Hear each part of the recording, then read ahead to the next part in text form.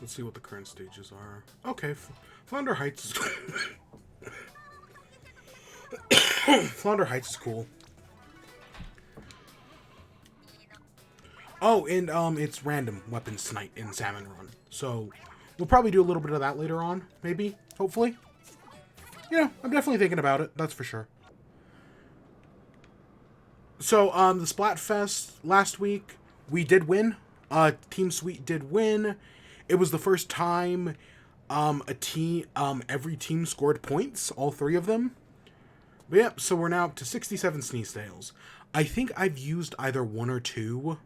I don't think we would have been at 69. I know I've used a few. But yeah. Let's see, what do we got? Do I need any...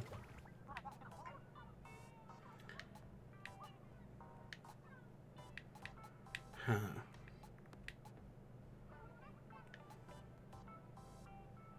Do I need an incline gear? Ink resist? Ink recovery up on a Kraken boot? Ooh, I'll take that. I don't need a quick super jump. Probably not anyways. And I feel like I don't know anything about Intensify Action. Like, it's not a power-up I really use. I know it's probably something I should use more. But I just don't. Look at that figure. Mrs. Shrug. Okay, Mommy Longlegs. And that expected start. So, yeah, I've been doing that. So I have been playing some Splatoon since the last time we played, right? We got that done. That was all taken care of. I've been trying to, I've been working on my gear. I've got some okay stuff, The shirt we're wearing has, right, bomb up. This one, right, special charge up is, even though this is a Kraken gear, it somehow ended up with two special charge up, and I was just like, yeah, okay, sure.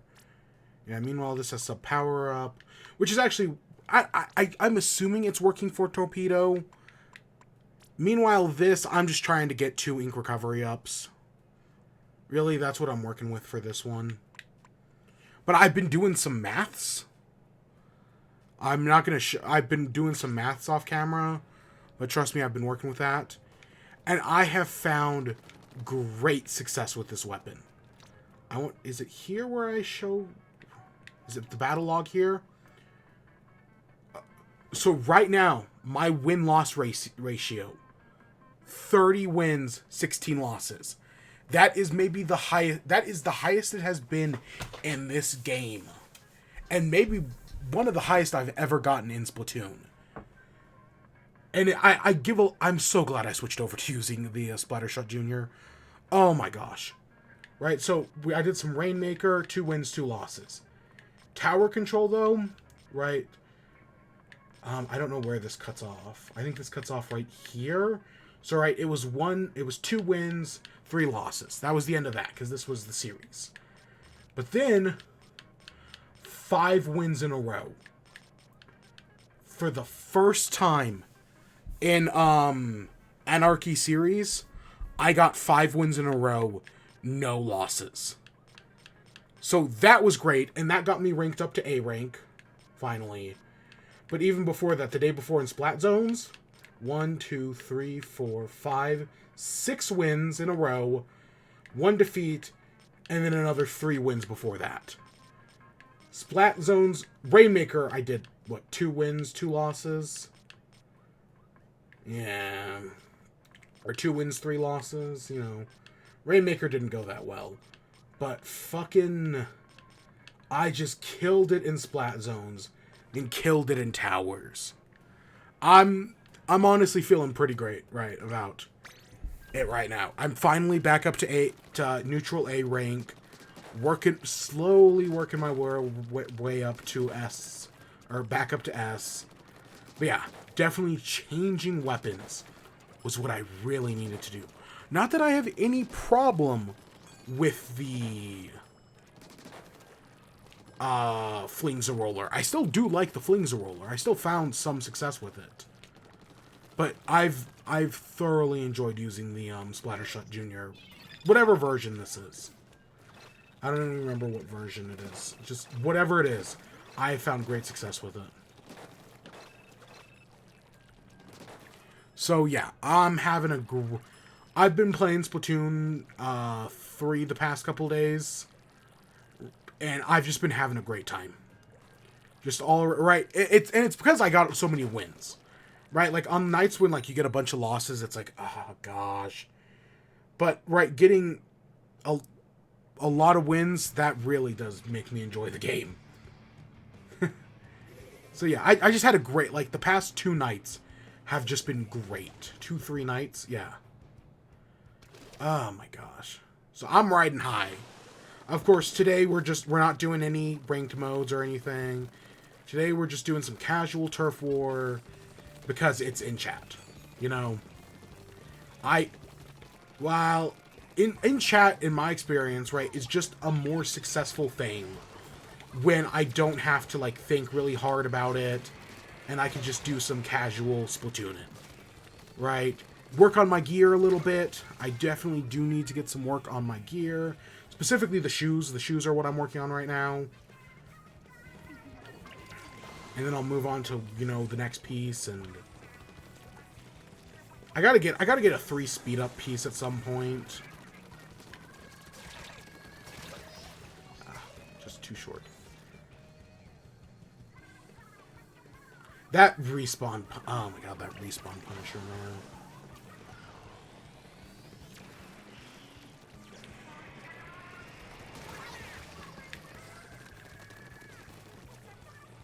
Of course, right, I'm at the 30 wins, 30 losses. I'm going to ruin that tonight.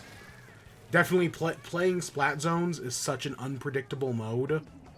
Or not... the normal Turf War, I mean. Splat Zones. Normal Turf War is such an unpredictable mode that, yeah, I'm definitely totally going to ruin it. So, yeah.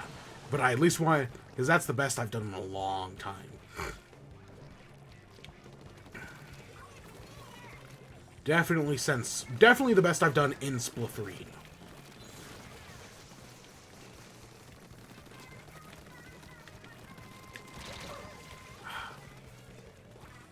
So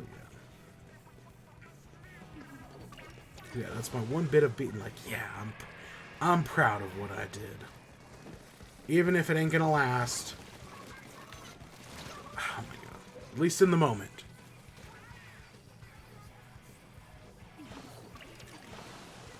So yeah, so tonight we actually have a fair bit of news to talk about. There's been a few stories, some smaller ones, some I know this is always my video game show. We actually do have 2 non-video game related stories tonight. One of them is board game, but you know, it's still equally important. So we're going to talk about both of those. And then we've got a few pieces of video game news. And then, yeah, and then we got WIBE, which was talking more sports story. Because I did beat the game, I think. And we've got Bluey, of course. Because, yeah, I watched the 2nd season. It's really not that hard. When the show's episodes are like 7 minutes at most, it's really easy. Did we... Again, the unpredictability of Turf Wars. We were losing that match up until the very end. We were doing awful.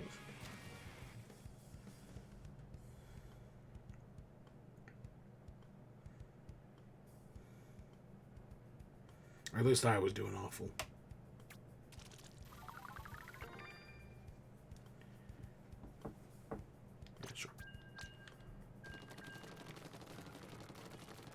Only squids? Oh my gosh. So, our first story tonight deals with Netflix.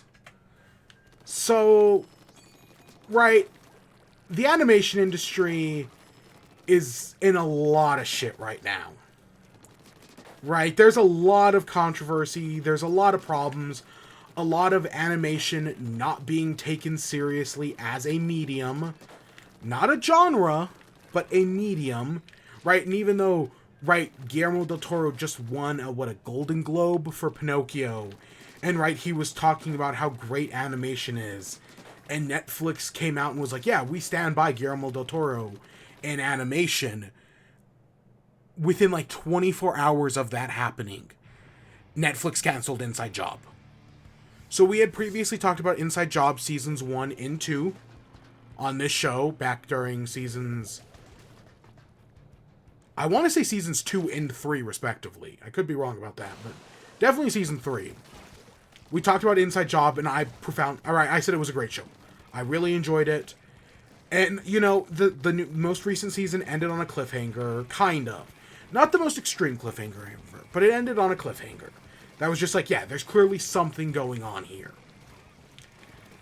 And now we're never gonna know what happened, because, yeah, Netflix canceled it. It got leaked out early,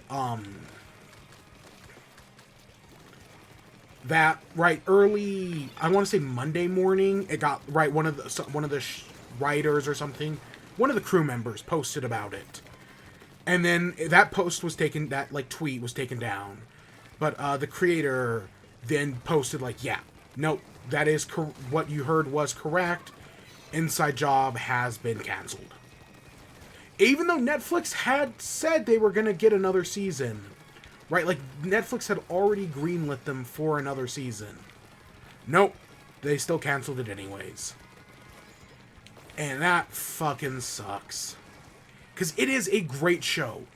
And in the past week, yeah, we have definitely seen an outcry of people being like, right? Like, you had a great show on your hands. And now you just went and ruined it. So yeah, that happened. And then, not by the end, on Friday, so that was on Monday. On Friday, it came out that another animated show on Netflix, Dead End Paranormal Park, has also been canceled. Yep, even though, and you know, I've seen a lot of people say like, "Oh, how dare Netflix!" Right? The show ended on a cliffhanger, and now we're never going to see the end of the cliffhanger. Honestly, yeah, Inside Job has a cliffhanger. It's not on it. It's just like, yeah, there's something bigger going on here. Right? It's not actually, like, the most insane cliffhanger. Dead End Paranormal Park, on the other hand, has a fucking massive cliffhanger at the end of Season 2. So, spoiler alert for that. Do go watch. Both of them are fantastic shows. And we've talked about both shows on this show. Right? At different points. But yeah, Dead End Paranormal Park's cliffhanger ends with so there's two parts to it. The first one is that the heroes are now working with the demons to fight against heaven, right? Norma goes to the demon prince and princess and is like, we want revenge. So that's the first cliffhanger. The second cliffhanger is that Pugsley might still be alive. And so it's like, oh shit. Two massive and like that's huge, because the dog, right, one of a super sad scene, the dog dies, and nope, he might still be alive. He's probably trapped in the alternate dimension, you know, where all the Pauline Phoenixes go, but or at least we're the one that shows up in that one episode. But yeah, no, he's gone. But right, so he's there, and it's like, oh, is something gonna happen? And we just don't know. We just don't know. And that fucking sucks. Netflix canceled two great shows.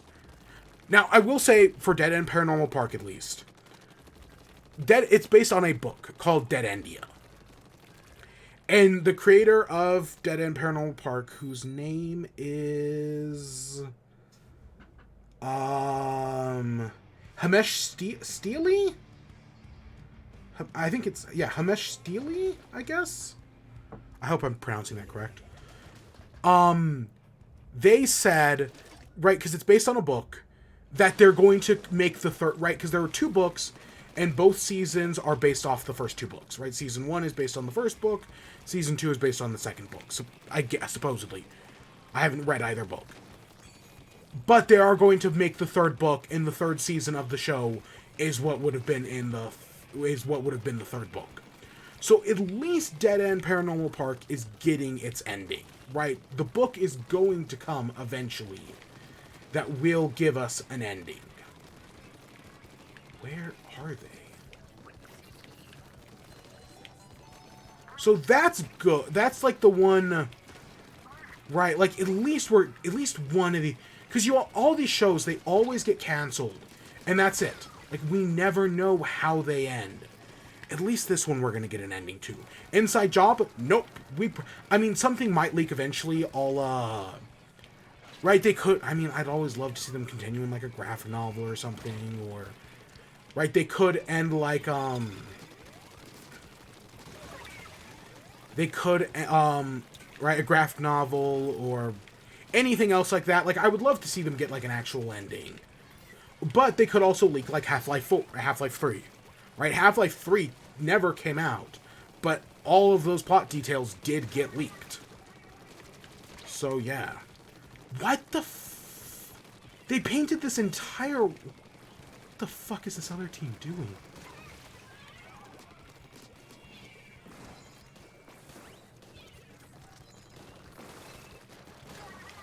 Oh my gosh.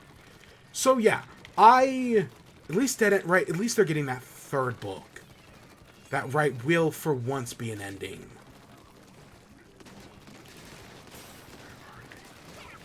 And the other thing that I found out because of the show getting canceled, is that they're actually going to be reprinting the books. If you remember when I first watched the first season of Dead End Paranormal Park, I commented how, I was kind of disappointed because I went to try to find the books and I couldn't find a copy of the books anywheres. Right? Like I couldn't find them. But because of the popularity of the Netflix show, they're going to be reprinting the books. So yeah, I looked on Amazon, and yeah, they're just selling them there. They're selling the reprint. I don't think they have a release date or anything, but I picked them both up because, of course I loved the show. Of course I'm gonna support the creator and support the series. And who knows? Anything's possible at this point. Oh. So yeah, but at least, that's the one, at least this one's getting an ending. And I'm sure there are some differences between the show and the books, but I'll be happy to read them, and I'm sure we'll talk about it when that comes. So, why does this keep fucking happening? Well, it's because of Netflix. Right? Netflix is built, like everything in modern-day capitalism, and we'll talk about D&D next. It's built on this concept of infinite growth. Right? Netflix always needs new subscribers. It's why they're trying to, in 2023, their big mission is to stop account sharing. The reason they're doing that is because, they don't have that infinite growth anymore. Right? Their numbers are starting to stagnate, so now they have to stop account sharing to increase their numbers. Of course, I hope it fucking backfires on them. And, they instead lose a bunch of subscribers. Right? Now people are going to start getting charged $30 for a Netflix account. Because basically, for the password sharing, if Netflix claims you are password sharing, instead of giving you some warning or whatever, they just double charge your account. Right? They just make you pay double the amount. Or however much they think you're sharing your password. So yeah, that's how Netflix does it. So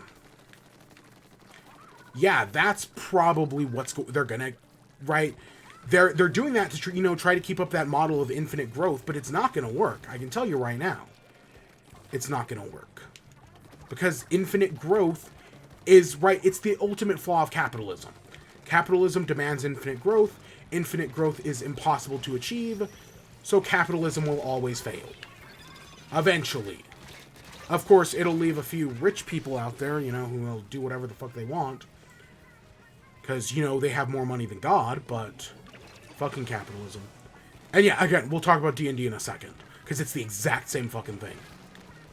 But yeah, so Netflix, right, their whole model is based around getting new people onto Netflix, damned be any people who are already on the platform. It's why Netflix is famous, right? Like, I'm talking about animation, because, right, that was all what broke this week. And there's the Velma stuff, which, again, we'll talk about later. Trust me, I do have that on the list as well. Like I said, it's a very busy week. But, right, it's based on these models of infinite growth that just isn't achievable. That, right, they can't keep up this infinite growth. And so Netflix is all about getting new people on. And once they get the people on, they don't care if they stay. They just want people to join Netflix, damned if they stay. That's why they cancel everything.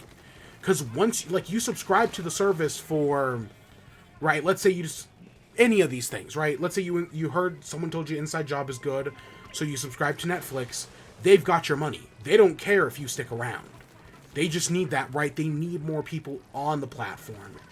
And they don't give a shit about recurring people. Not one little bit. They don't care if you stick around. They just want you there for the first time.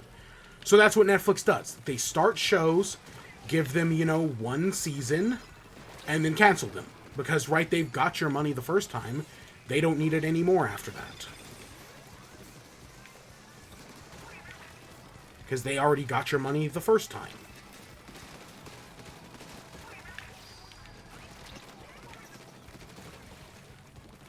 So yeah, Netflix fucking sucks. And they're just gonna, I mean, they've been doing this forever now. There's tons of popular Netflix shows that get canceled, right?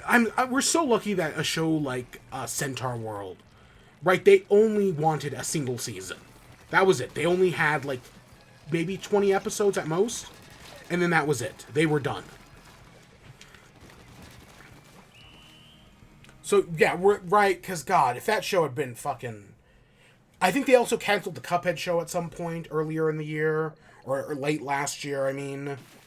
So, right, this isn't, like, they do this shit all the time. And there's tons of, like, live-action shows they cancel as well. But they just, right, like Kaleidoscope, right? Everyone's talking about Kaleidoscope right now, so you join it to watch that, but that's a limited series, so it doesn't matter when that ends, because it's already done the whole thing. And I'll talk about Kaleidoscope a little bit later, because I have been watching it. But yeah, even, like, out of all, like, somebody pointed out, earlier this week, that Netflix, right, like, if you have every streaming service out there, it actually costs more money than the average basic cable package in the United States. Right? It costs more money to have HBO Max, Disney Plus, Netflix, Hulu, Paramount Plus, Peacock, any other one I'm forgetting. And yeah, okay, to be fair, you don't need Peacock. And yeah, you probably also don't need Netflix. For a long time, I would say you literally just need Disney Plus and HBO Max. But then HBO Max, you know, canceled Infinity Train and started exploding itself. And I should say, I'm hounding on Netflix right now. Every company does this, right? Disney canceled The Owl House. HBO Max canceled Infinity Train and Close Enough, and literally removed them from their services. Just to make a show like Velma, which, again, we'll talk about in a little bit. So, right, this isn't just exclusive to Netflix, and this isn't just exclusive to TV shows either. This is capitalism. This is late-stage capitalism, you know, ending the world. Kind of. So, the next thing we gotta talk about is D&D. So, I'll be honest, I do not know all the details of everything that has happened. I've only played like 1 or 2 D&D games in my life, right? I want to play more D&D. I listen to a few of the podcasts. Not Critical, I've never listened to Critical Role. But I listened to some of those, but I've never actually played D&D myself. I've done it a few times. Just not that much. I've DM'd once. But so from my understanding, right, they're trying to basically start a new edition of D&D. And as a result, Wizards of the Coast, who's a subsidiary of Hasbro, put out a thing basically saying that, yeah, we're putting out a new open game license. And to my understanding, again, I could be wrong about this. To my understanding, and I might be completely wrong about this, the opening game license basically said that, like, hey, are you a content creator, right? Are you one of the, like, do you make, like, a Dimension 20 style podcast? Dimension 20, Critical Role, The Adventure Zone, right? Do you make a podcast like that? Well, guess what? You now owe us a licensing fee, right? You now have to pay us to use D&D. So that was one of the things that pissed people off. The other thing that really pissed people off was the fact that this was the big one. Honestly, the licensing thing, yeah, it's going to affect a bunch of creators. And I know, like, even Critical Role has said they're making their own, right, to get away from D&D. They're going to be making their own OGL, their own, like, game system and whatnot. And there have been other, like, plenty of stuff that come out in the woodworks. But the big thing that, right, so, like, that was one thing. But the big thing that actually really pissed people off was that it was the idea that anything created within the open game license, right, created within D&D for D&D, is now owned by Wizards of the Coast. So, right, like, did you, like, let's say you created, like, your own, like, custom campaign with its own custom world and custom items and all that. Wizards of the Coast now owns that, right? You have no rights to that ownership. They own it, and, like, let's say they could, like, theoretically just take, like, a bunch of people's creations and publish, like, their own book with your ideas in it, and they don't have to give you any money. Because, right, according to their open games license, they own that stuff now. So that was honestly the big thing. That was the thing that was really pissing people off. And rightfully so. Right? They are not the first company to do something like this. I mean, Ubisoft, I remember with Beyond Good and Evil 2, they held, like, a contest to get your art in the game with Joseph Gordon-Levitt. And, right, it kind of worked the same way. Anything you submitted to that contest, whether they used it or not, was now owned by Ubisoft. Right, this, again, late-stage capitalism here. And so, right, those are the two big things. As per my understanding, I could be completely wrong. But, so, of course, they announced those two things, their new open game license, and it pissed people off. Right? Rightfully so. You know, capitalism fucking sucks. So, why'd they do it? Well, to the best of my understanding, so, Wizards of the Coast is owned by Hasbro, right? Wizards of the Coast does Magic the Gathering, they do Magic the Gathering, and they do D&D. But for the most part, right, even though they're owned by Hasbro, they're actually mostly left alone by Hasbro. They kind of operate on their own, doing their own thing. That was until a report came out a few years ago, like last year or 2 years ago, that was like, hey, Wizards of the Coast makes up as much money, if not more money. I want to say it's like, nowadays it's like 70% of Hasbro's money is earned by Wizards of the Coast. Right? Because, like, before, when, like, a shareholders meeting would happen, right? When I say Hasbro left them alone, like, in a shareholders meeting, the shareholders would ask Hasbro, and, like, the executives would be like, hey, what are you doing with, like, Transformers? What are you doing with My Little Pony? What are you doing with Monopoly, right? They ask Hasbro those kinds of questions. Nobody really cared about what Wizards of the Coast was doing, because, you know, D&D is nerd shit or whatever. And then that report came out that said that Wizards of the Coast, right, makes the majority of Hasbro's money, and now all of a sudden the shareholders are interested, right? Like, hey, why aren't you doing more with this? Why isn't this making even more money? Because I guess there's a whole part of this that Hasbro as a company is actually losing money. Whether they're actually losing money or they're fitting into that capitalism thing of infinite growth, and Hasbro is making money, they just aren't making infinite money, right? And there was a quote that I guess came out from the CEO of Hasbro or Wizards of the Coast, I don't remember which was basically something like to the effect of D&D is under-monetized, right? We need to treat D&D more like video games, which, you know, that always worked in video games. You know, it's not like I've directly heard a quote that was almost word for word like that said by Todd Howard that then but about Skyrim, that then directly led to the creation of both the Elder Scrolls Online and Fallout 76, one of the worst games of the past few years, right? It's not like that exact logic led to Fallout 76. Oh, wait, it totally fucking did. Again, late-stage capitalism. So now, right, so now Wizards of the Coast and Hasbro have, right, they're like, how you need to make more money using D&D. If D&D is 70% of your profit, right, D&D and Magic the Gathering, you need to make more money off of it. And I guess there was even like a thing last year where somebody, like where the shareholders or the I think the shareholders tried to kick out all the executives from the company or something. Something to that effect happened last year. Again, I don't know all the details. This is to the best of my understanding of overhearing the story for the past few weeks. So, right, that happened. So, of course, and we've already seen some of these reactions, right? In Magic the Gathering, they were going to re-release a bunch of old cards, but they were charging like 400 fucking bucks for them. And of course, people reacted, right? We're like, no, fuck you, fuck Wizards of the Coast, fuck this. And they stopped doing that, right? They just didn't release the cards at all. So, right, this isn't the first time this has happened. This is just, it's now happening to D&D. So yeah, people, rightfully so, pushed back against this. And I want to say yesterday, Wizards of the Coast put out a statement basically saying that they're canceling the open game license.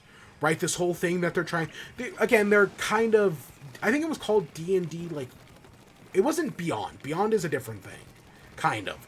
But they were basically trying to make the 6th edition of D&D that had this open game license and everything.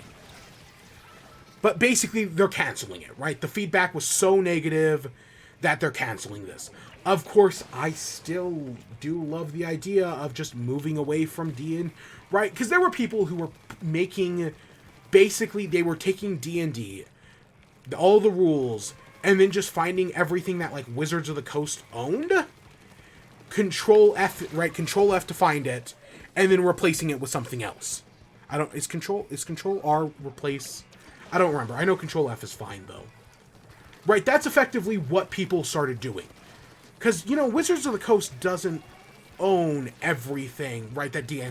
Like, they don't own dice, right, that, like, certain dice... They don't own those. They don't own terms like elf and dwarf and stuff like that. So people... Right, but they do own words like... Presumably they own, like, Aarakocra and... What's another one? Aasimar, and, they don't own Minotaur.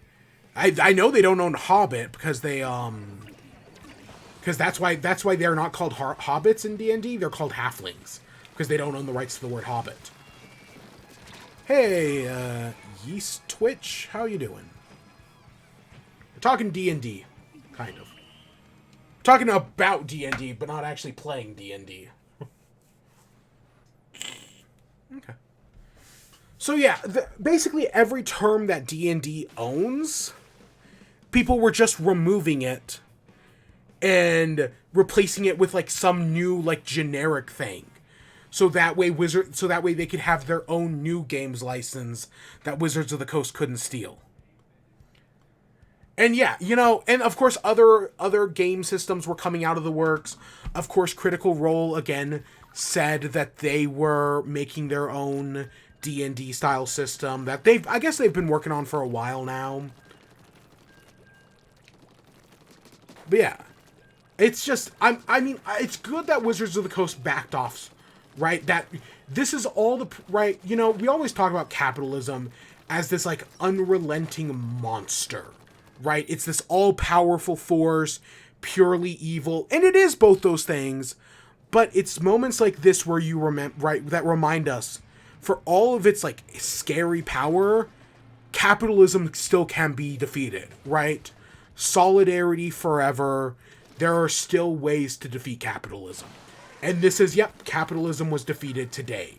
They're gonna try again, right? This is definitely not the last we've seen of something like this.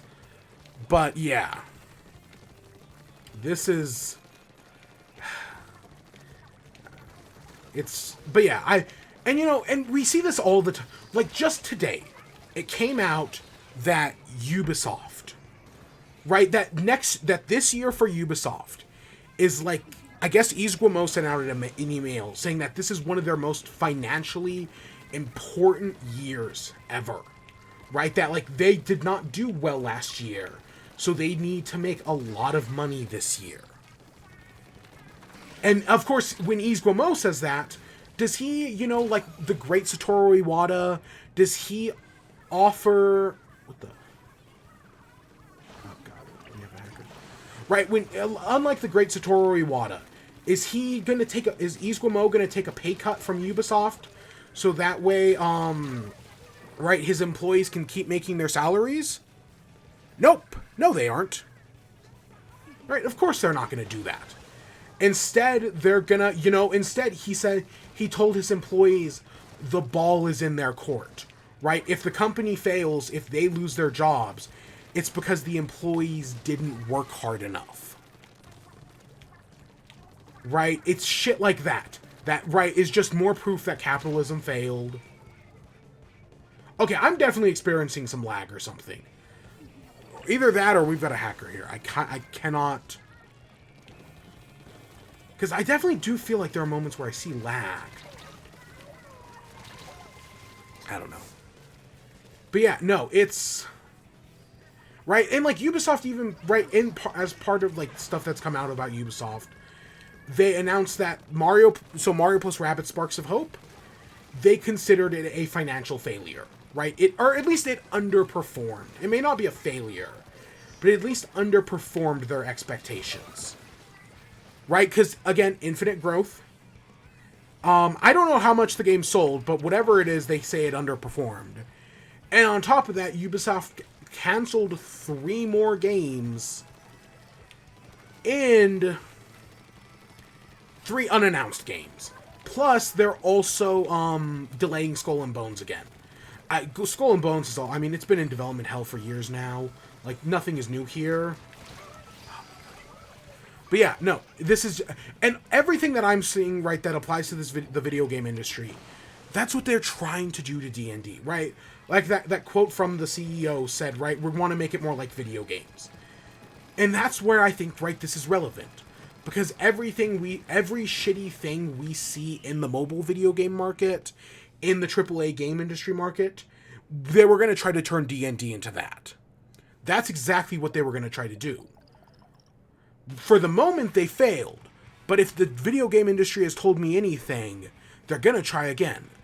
Because, again, these companies need infinite profit because capitalism is based on the idea of infinite profit. And when you don't make that infinite profit, even if you just, like, let's say, oh, you make $1 billion one year, if you don't make, like, let's say $1.2 billion, right, 1.2 billion the next year, that's failure. Even if you make the same 1 billion, right? Getting just 1.2. Nope. Or just getting, right? If you don't make that 1.2, that's failure. You need infinite growth. And infinite growth is unsustainable.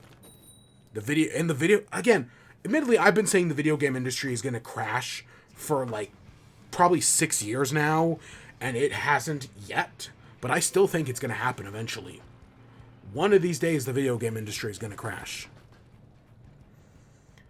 But yeah, D&D. So we'll see what happens with the future of Wizards of the Coast in D&D. Again, I still think D&D is a great thing. I think it's a very fun game. I want to play more. I actually, so a while ago they kickstarted an Avatar role-playing game, an Avatar TTRPG, And my copy actually came in earlier this week. So I'm actually super excited to play that at some point.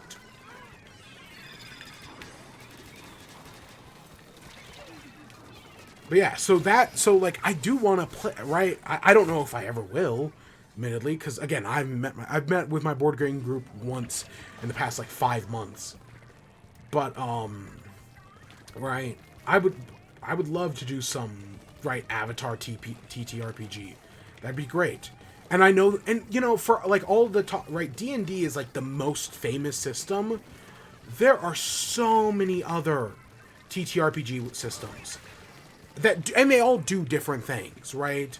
Like, the two that come to mind, just because video games, Cyberpunk Red is the Cyberpunk RPG system.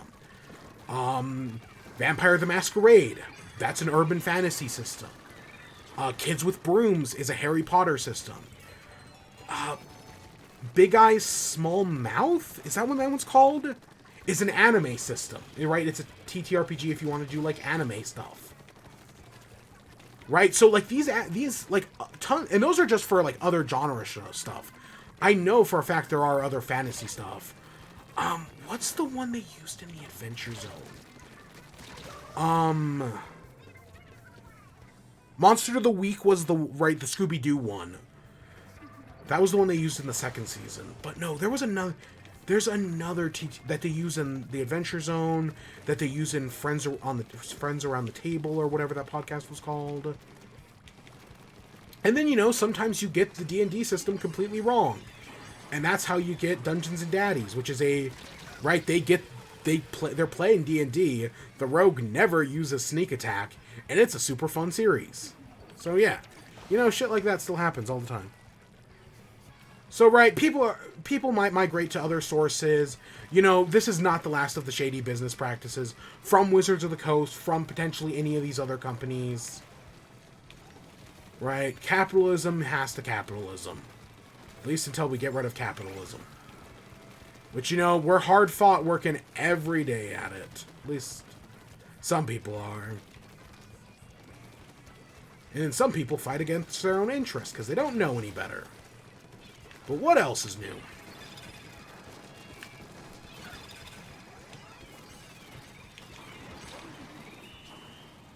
So yeah, that's all the D&D open license stuff.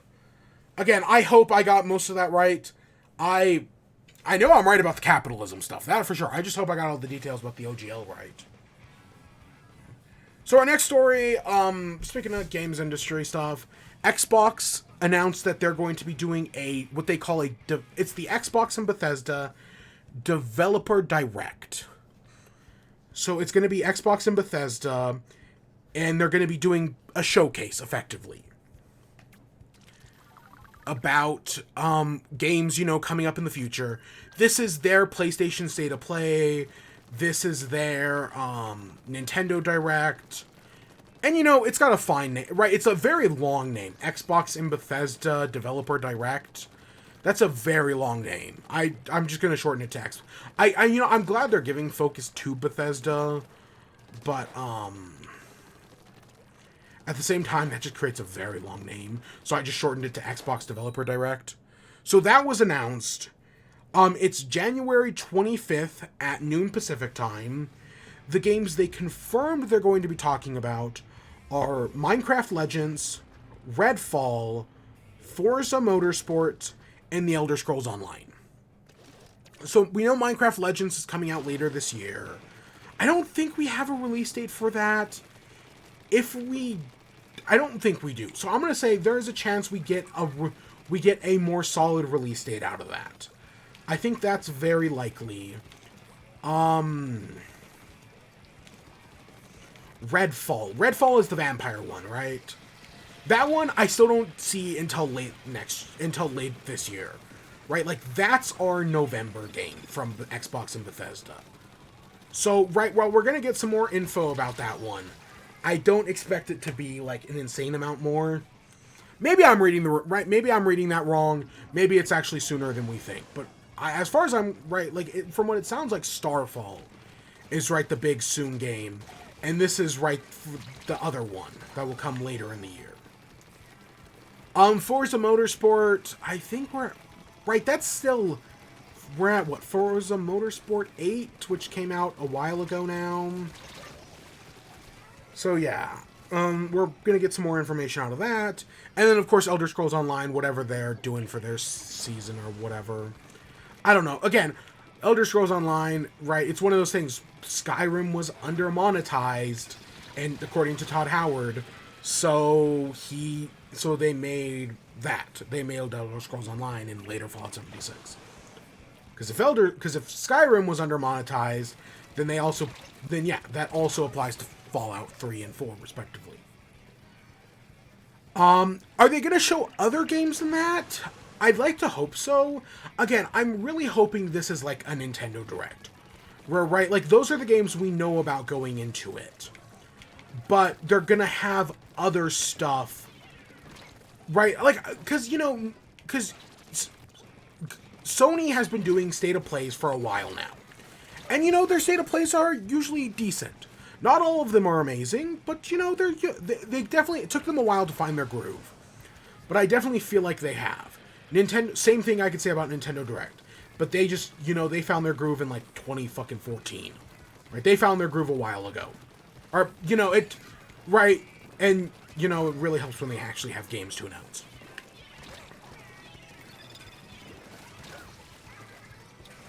But yeah, so I do think, right, because Xbox had, like, a showcase thing, but I never really felt like they did much with it, and it wasn't really, like, a Nintendo Direct or State of Play thing. Xbox has always kind of needed something like this. Because right now, for the most part, the only Xbox things you find out about are at E3 and the Game Awards. Other than that, we don't really get that much information from Xbox. So I really do hope this developer direct becomes their quarter monthly showcase, right? We've got one now here early in the year. Then we get one again sometime in like April or May. Then we get E3. Then we get one in like September or October. Then maybe hopefully one at the end of the year. Or that's the Game Awards, I guess. Right? Like, I feel like Sony and Nintendo have found great success at doing that.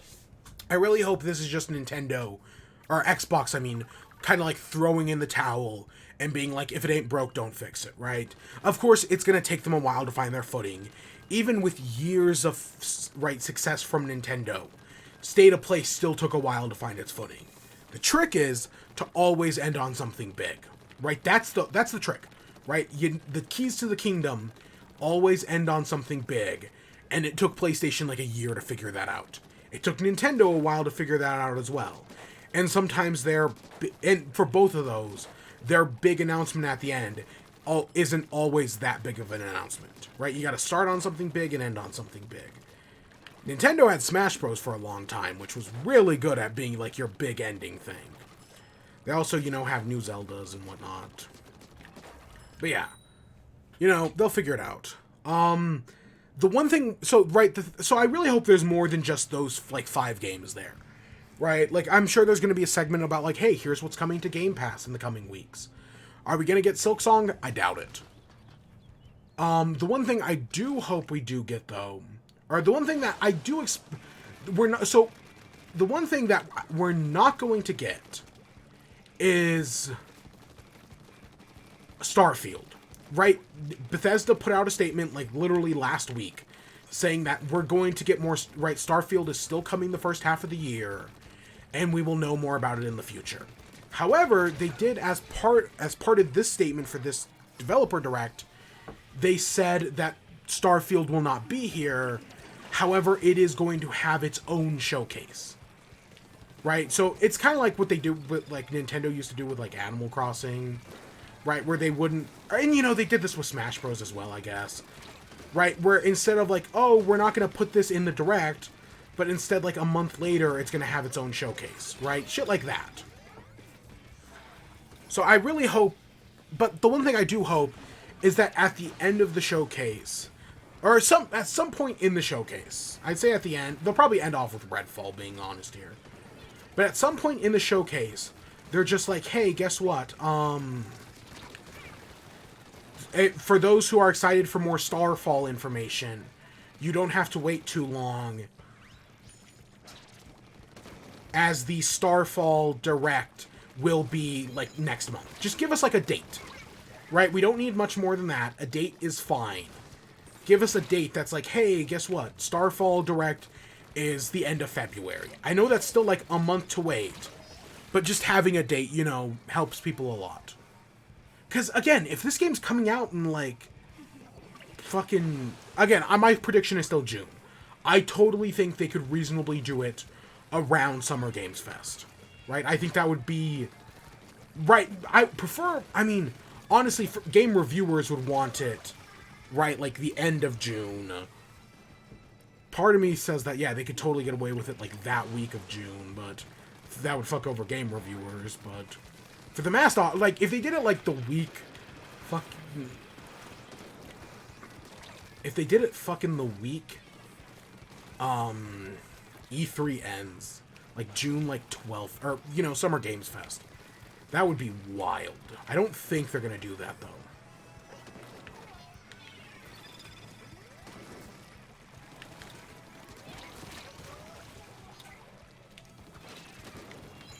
How did I... Oh my god, how did I not kill him? So yeah, I do think we're gonna... Because there is always, of course, the chance Starfield gets delayed. But I'll say the same thing I say about Tears of the Kingdom. Right? We'll get it, right? Even though we know nothing about it, Tears of the Kingdom comes out in May. There's still plenty of time to tell us a lot about it. Or maybe they just keep their secrets, you know? They can keep their secrets if they want. And yeah, the same thing on Starfield. They're still, right, they have potentially the same amount of time to tell us about it. Or if they want to keep these secrets, they keep their secrets, you know?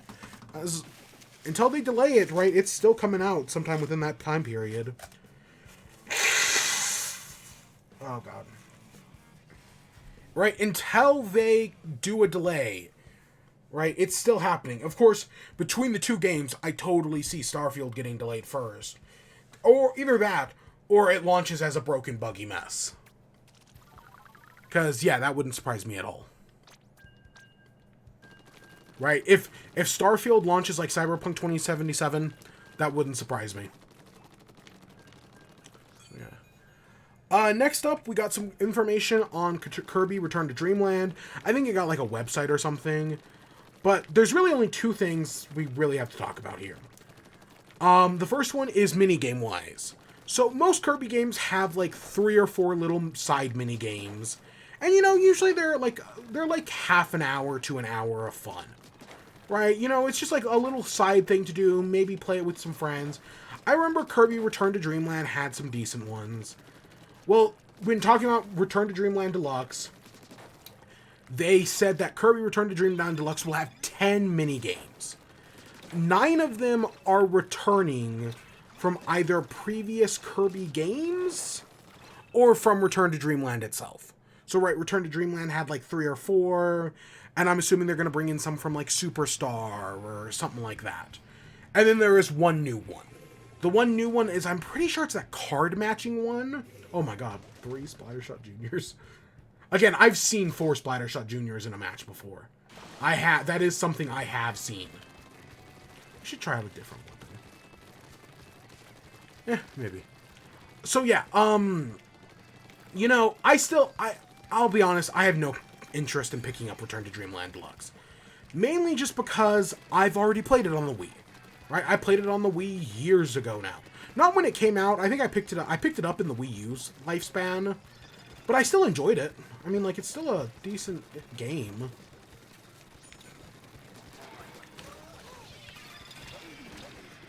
You know, if anything, if you've never played it before, if you've never played Return to Dreamland, but you liked either of the 2 Kirby games on the Switch, right, whether that be Star Allies or more likely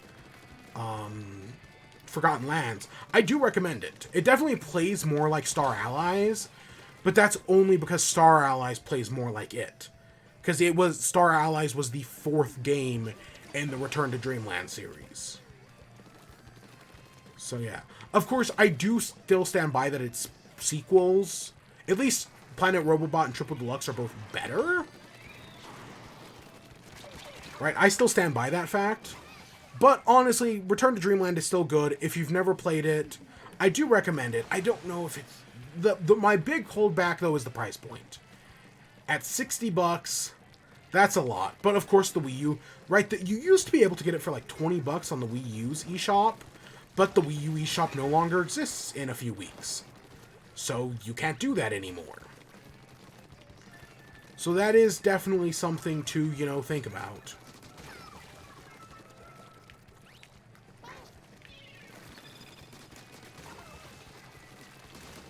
But it's not a bad game at all. It was really the game that brought Kirby back into the mainstream. Right? So yeah. But, so, the 10 mini games is the one thing, is the big thing. Or the small thing, I guess. Right? Hey, this is happening.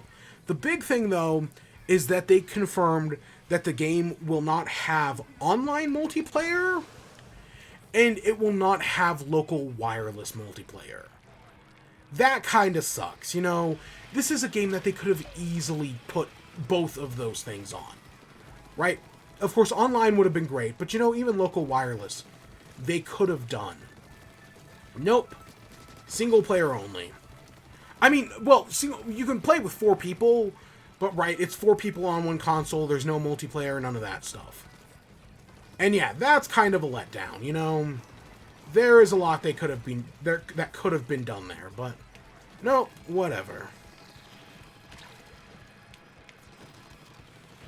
So yeah, I'm not surprised. I'm just kind of disappointed.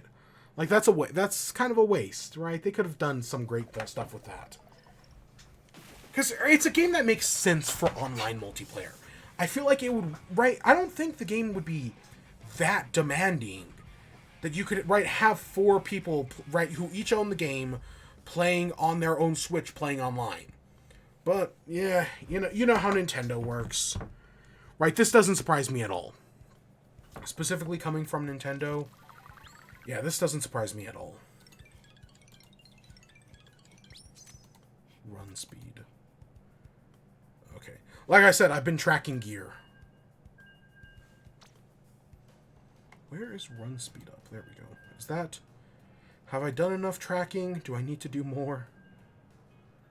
Give me a second here while I figure this out.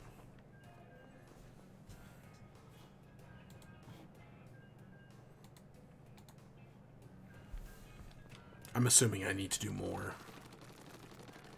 I'm 9 slots in. I think that's 9. Yeah, I've refreshed this gear 3 times. So this is either it, or I have to... Because supposedly it's supposed to take anywhere between 4 and 9. Supposedly. To find the gear seed. I've narrowed it down. I need to do 1 more. 1 more, and that'll get me the gear seed. Ah, shit. Okay. So yeah, I'm probably not... I'm not going to pick up Return to Dreamland Deluxe, right? I have the game on Wii. Holy...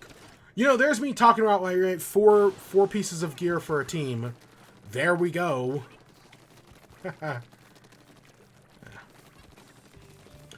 But, yeah, you know, that's just some more information we got about it. And if it had, like, online multiplayer, I still probably wouldn't have picked it up. Even if it did have it, I don't... that's not really enough of a selling point to me. Again, I still stand by it's a good game. If you're a fan, if you only got into Kirby with the new games on Switch, I do think it's worth your time. I definitely feel like there are other games, even from the Kirby series, that should have gotten ported to Switch before Return to Dreamland. Like, God, a port of fucking... A port of... what's the one fucking...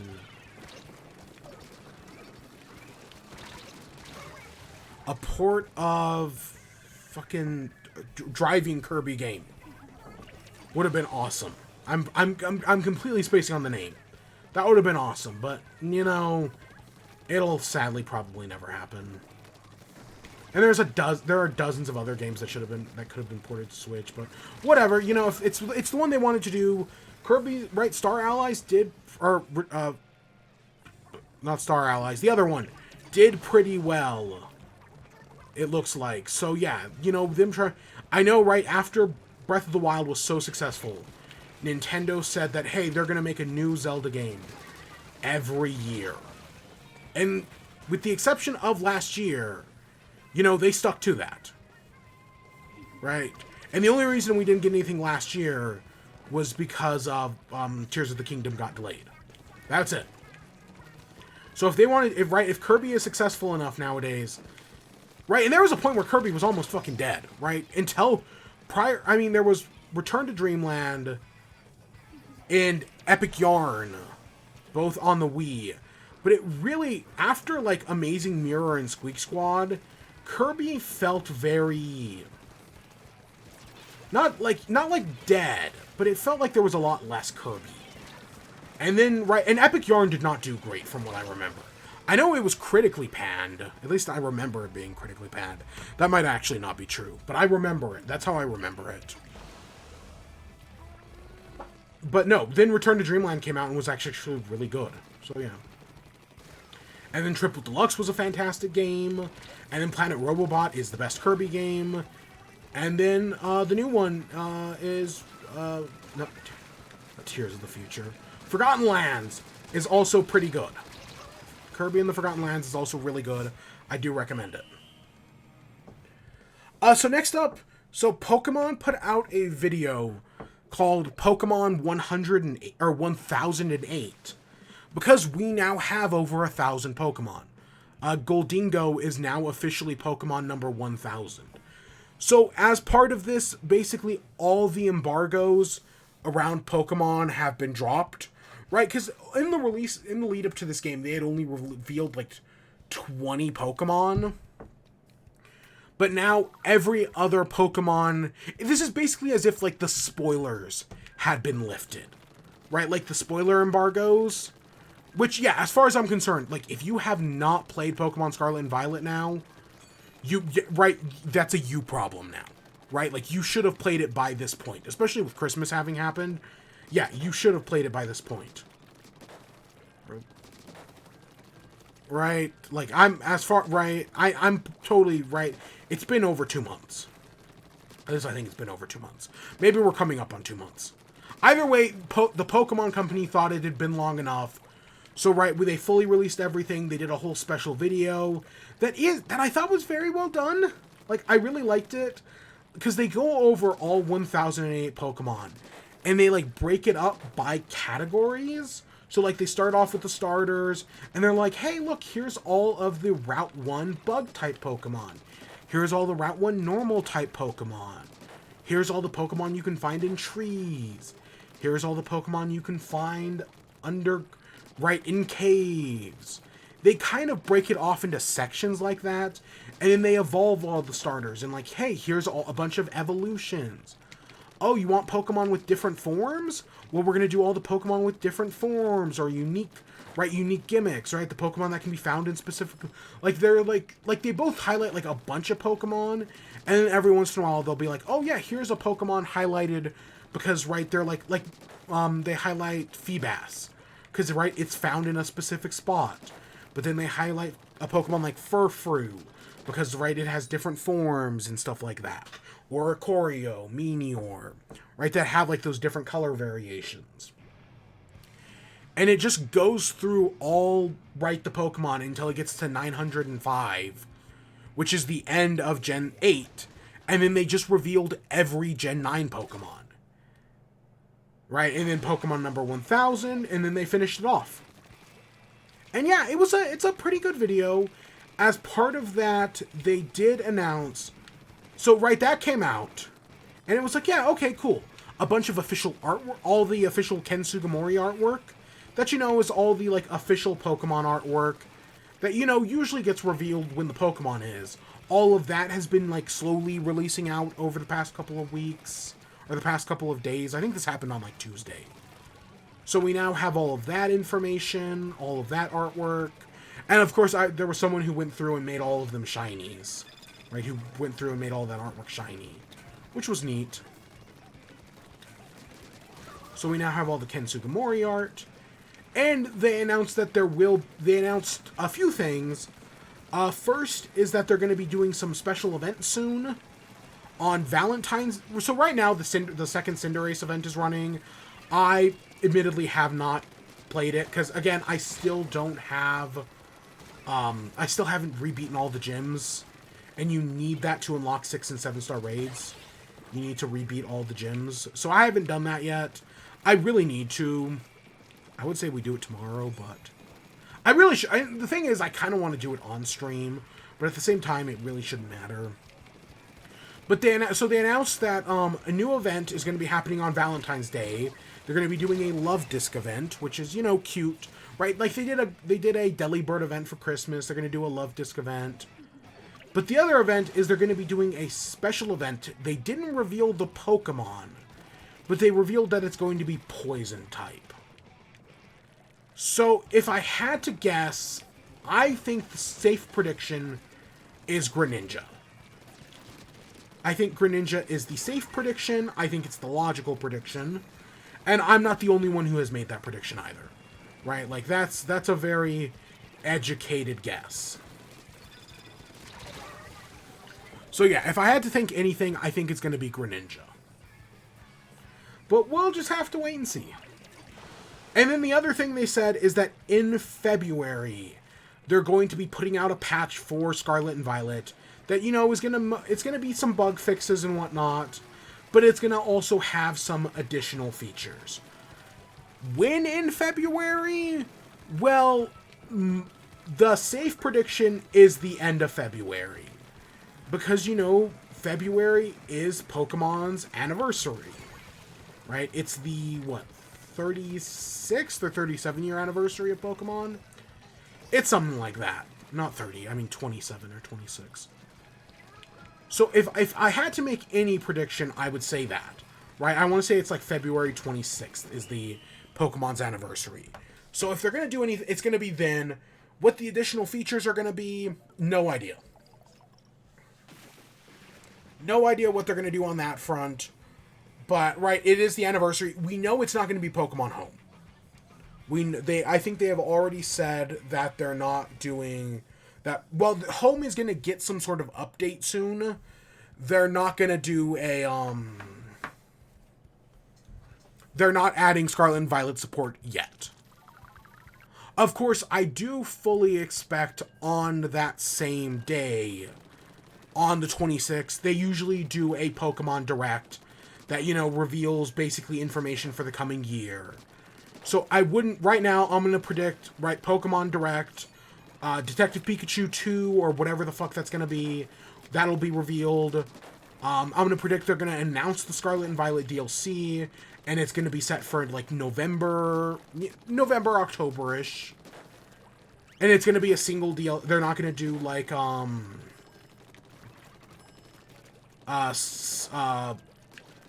it's not going to be like Sword and Shield where there are 2 different DLCs.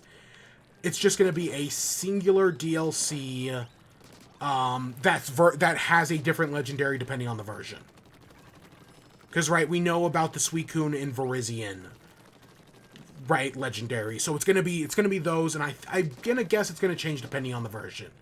The past version is gonna be Suicune, and the future version is going to be Virizion. So that is a pretty safe prediction. We're gonna head over to the other place. Yeah, I'm gonna head over to this. So yeah, that's my prediction there. Detective Pikachu, that maybe a spin-off game of some sort. I think it's been a while since we've had there was not a single spin-off Pokemon game last year. For the first time since 1996, there was not a single spin-off game in Pokemon.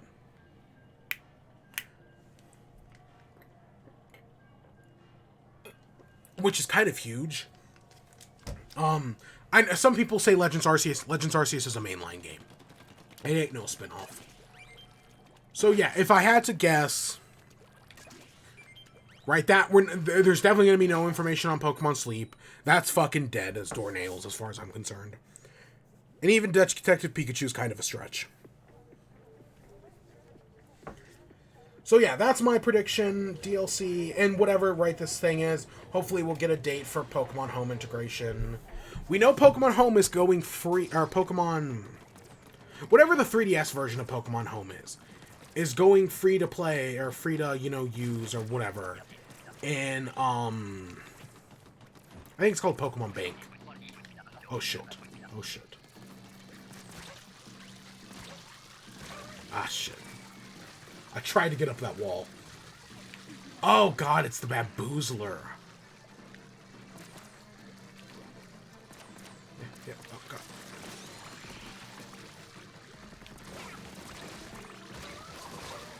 Holy crap, that was... Yeah, we had 2 Bamboozlers and a Sniper. Of course that round ended so fucking quick. So yeah, we'll see that. That'll all happen in late February. I'm just calling it right now. Ooh, that was an awful weapon selection. Next up, Stadia. So Google Stadia shuts down later this month. I want to say it shuts down at the end of the month. I want to say the last Google Stadia game released today, which, yeah, you definitely... I mean, if it's on other... I think it's like Snake or something like that. Something stupid like that, actually. But even still, right, the last Google Stadia game came out today, and Google Stadia shuts down at the end of the month.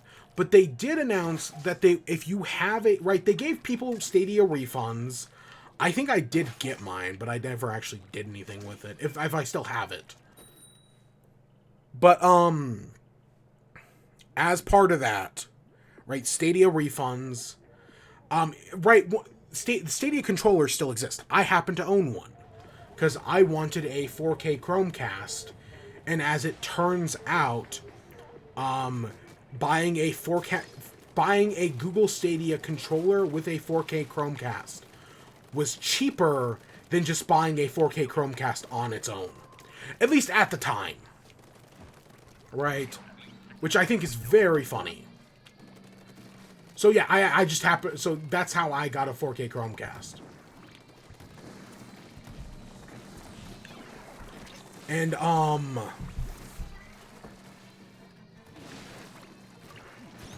my god, did I really miss? But yeah, so that's a thing. But one of the problems with the Stadia controller, and this is the main story, is that there's no way to use it on PC gaming. Right? It works for Google Stadia, but it doesn't work anywhere else.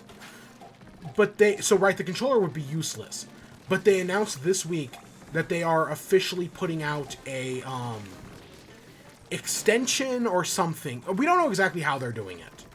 Right? An update to the controller. I don't know. I don't know what they're doing. But they're officially putting out something that allows you to use Google Stadia controllers on PC.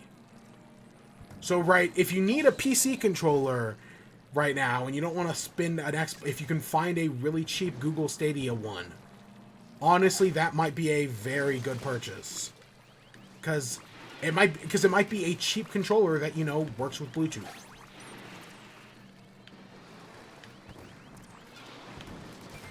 So yeah, just you know, a potential recommendation. I don't know. I think the controller is like fine. I think if I remember correctly, it's just like a simpler Xbox controller. If I remember correctly, like, of course you're probably gonna get better use out of an Xbox controller, but hey, I have one, so I'll probably, if I ever need a controller on PC gaming, I will probably use it.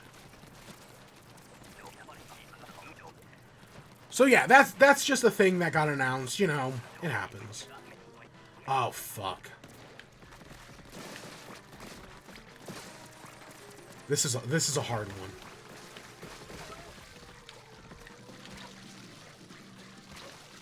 Holy shit. We're so fucked. Yeah, okay. Honestly, we probably could have dealt with that if it wasn't for the high tide. The high tide is what screwed us over there. Also, again, oh my god, what a terrible weapon selection. I don't know how good the Grisco Bamboozler is. Admittedly, I have no idea. I do not remember using one in Splatoon 3. Or in Splatoon 2, I mean. I know it was a weapon that existed then. I just don't remember using it. Ew, we're not doing well tonight. So before we continue on with that, we do actually have some things. I do actually, you know, I just randomly decided, hey, let's come over to Grisco, but we do actually have some things to talk about. We actually have some Amiibo to unbox tonight. So if you'll give me a second, I'll go grab them.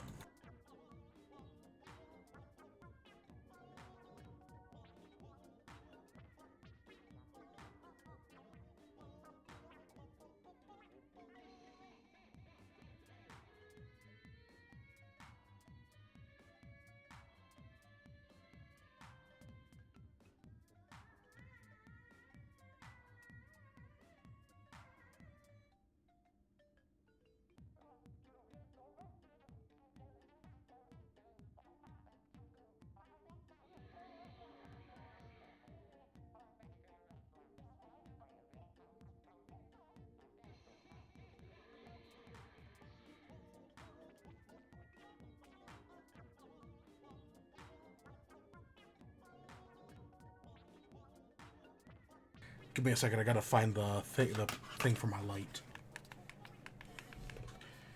Okay, that should be fine.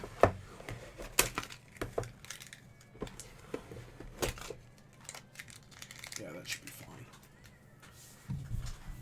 All right, let's hope I didn't check the webcam. Let's hope it works.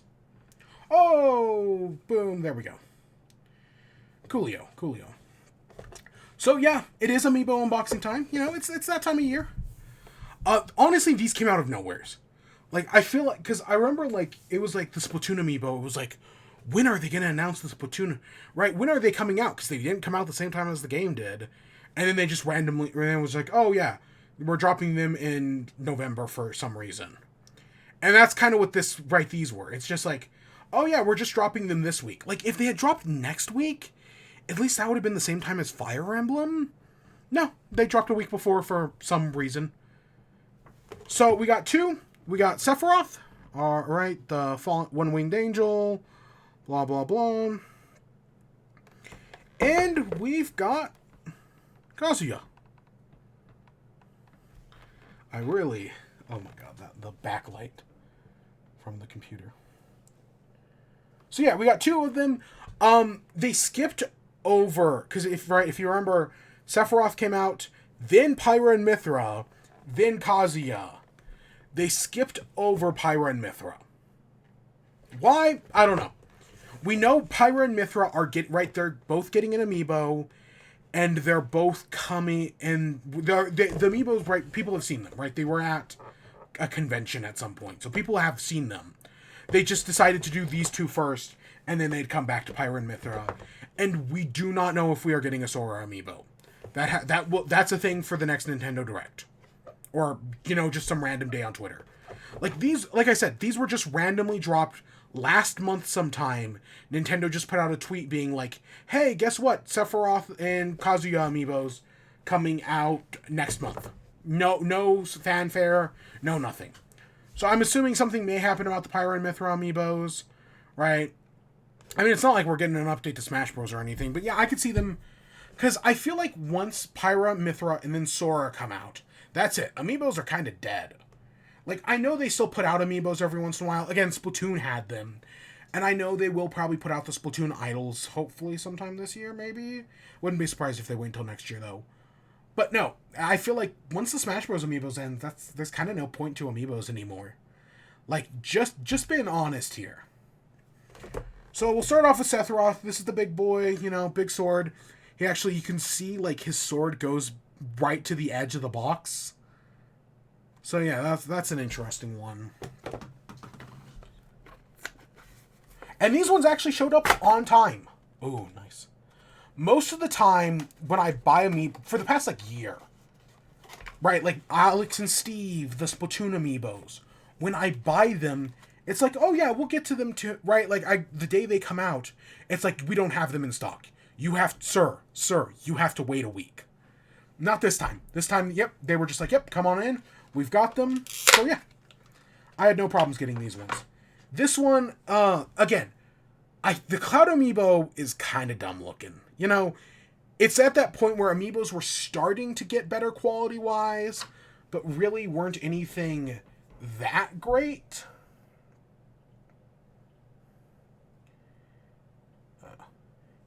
He's big enough. Is it the light?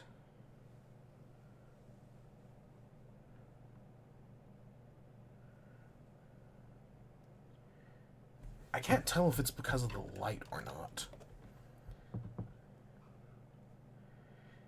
Yeah, you can, like, right, it's right when the Cloud Amiibo was, like, so it still looks kind of derpy, but definitely on the Smash Ultimate ones. They look so much better now. So Sephiroth actually looks pretty good. His face, yeah, because the Cloud's face is kind of derpy. The face on this one looks good. I know I'm not getting a good view on it, but trust me, it looks fine. Yeah, trust me, the Cloud Amiibo looks... This one looks good. Right, I love its size. It's not very heavy, but you can feel, like, it's got a lot... The wing takes up so much space. Again, I'm not a big Final Fantasy guy. I really need to play, the 7 remake. I probably will never play 7 original. I don't want to say never, you know. I don't want to... Alright, next up we got Kazuya. Yeah, not bad looking. Not bad looking at all.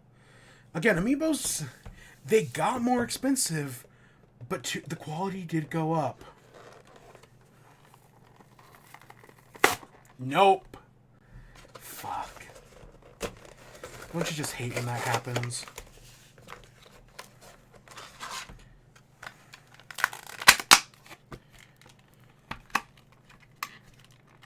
Oh, that one's got the new plastic smell. Let me just put this away. I have no idea what to do with these boxes. Oh, shit.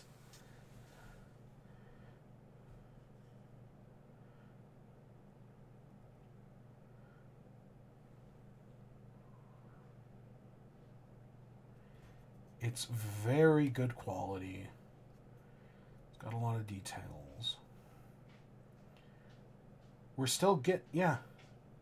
Again, a character I don't really care about. But, you know, I'll take an Amiibo. Sure. Yeah. So that we only got 2. You know, usually Amiibos come in like 3s or 4s. Right? Even Alex and Steve, I think, came out with like 2 other things when they did. Nope, just these 2. You know, I know, right? Honestly, I've heard like nobody talking about these, which I would think Sephiroth would be huge, right? Because I mean, I know some people, because you know, for all like the shit we give Funko Pops, right? Like these are technically around the same price as Funko Pops, and they're like 1,000% better in quality. But I will never completely disregard Funko Pops because I get why they exist. And again, I have 3. You can't see the third one because it's off screen. But trust me, I do have a third one. So right, I'll never fully disregard them. They have their own merits. Yeah, 2 new Amiibo. And yeah, that's all I'm gonna... I was thinking about maybe grabbing the Avatar stuff. Give me a second. Let me see if I can find it.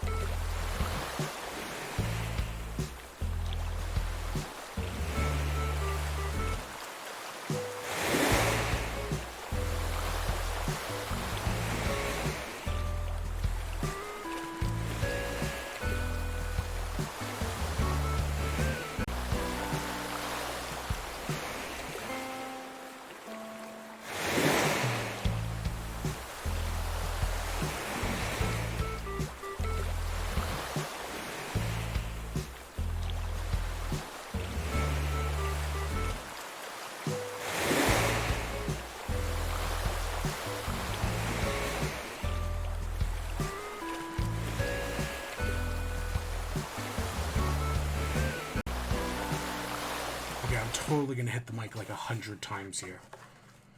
But yeah, so all this came in. I do not remember which version of the Avatar. I know I didn't get the most expensive one. Because, God, that was like a few $100.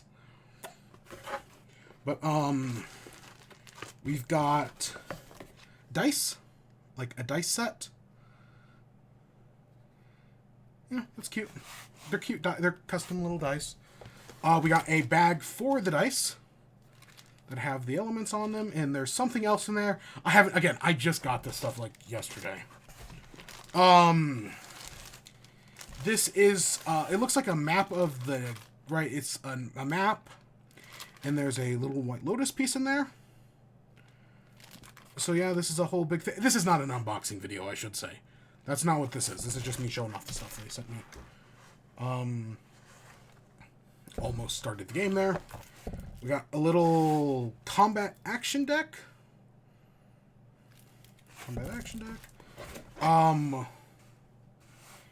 I don't know what these are. They say Avatar, right? They say the role-playing game. And it's just Korra, and there's, what? 5 of them? Yeah, I have no idea what these are. And then, of course, there's the book. Big book. Avatar The Last Airbender role-playing game. Let me see if I can... Hopefully you can see that a little better. I don't know. I don't know. Oof. Big screen. Oh, I can't even see myself now. And then there's, of course, stuff on the back. I literally just turned off my monitor. So yeah, it's a whole thing. You know. It looks, yeah, looks fine. And then finally, I have no place to put anything. And then finally, we got this. We got the Wang Shitong Adventure Guide. I'm assuming this is like one of the starting manuals or something like that. Right, that has all the basic information on everything. So, yeah. You know, like this is, like I know D&D does, I keep hitting the mic. D&D does that shit all the time, right? Like they put out all the guides and everything. So I'm assuming that's what that is. I mean, so right, compared to my player's handbook, they're about the same. Honestly, this one feels a little heavier actually, but they're, you know, about the same size. So yeah. Yeah, it's a neat thing, right? I think an Avatar role-playing game is a really good idea. I like it. I think it's a lot of right. It has a lot of potential. I know there's like all the stuff has been online for like months now, but you know, I want physical stuff because that's cool.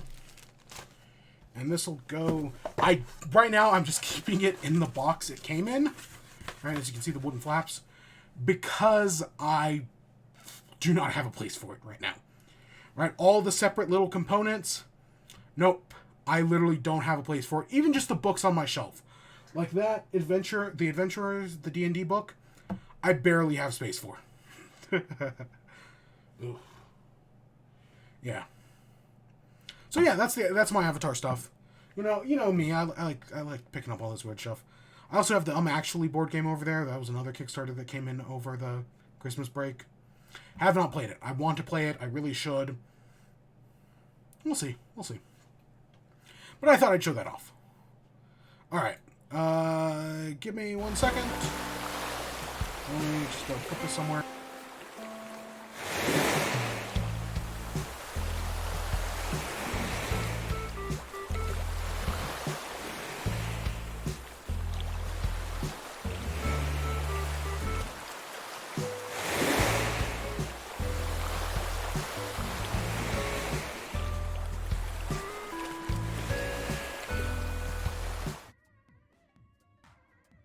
All right.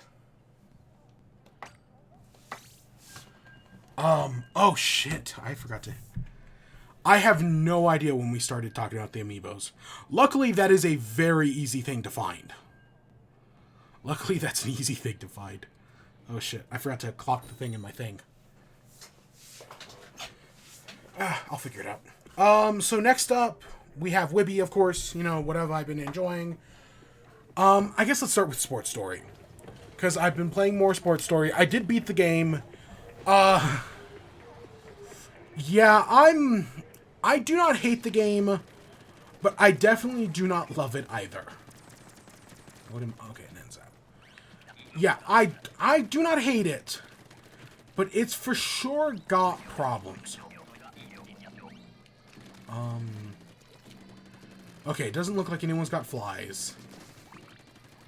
That's good. Oh, shit. Okay, we can work with big guy. I'll go take care of that. Or go help out with that. So yeah, Sports Story is definitely not a great game. It's got, like, I was so hopeful, and, like, the time I spent with it last week, like, I was, like, 10 hours in. And, you know, I was like, it has problems, but it's not the worst thing I've ever played. And, like, where I had left off, I had just gone to the Tennis Academy. Right, that was where that's where I was picking up on. Because, right, you get to, so I'm just going to fully spoil the game. I'm just going to say that right now. I'm going to, full spoilers for Sports Story ahead. You get to the Tennis Academy,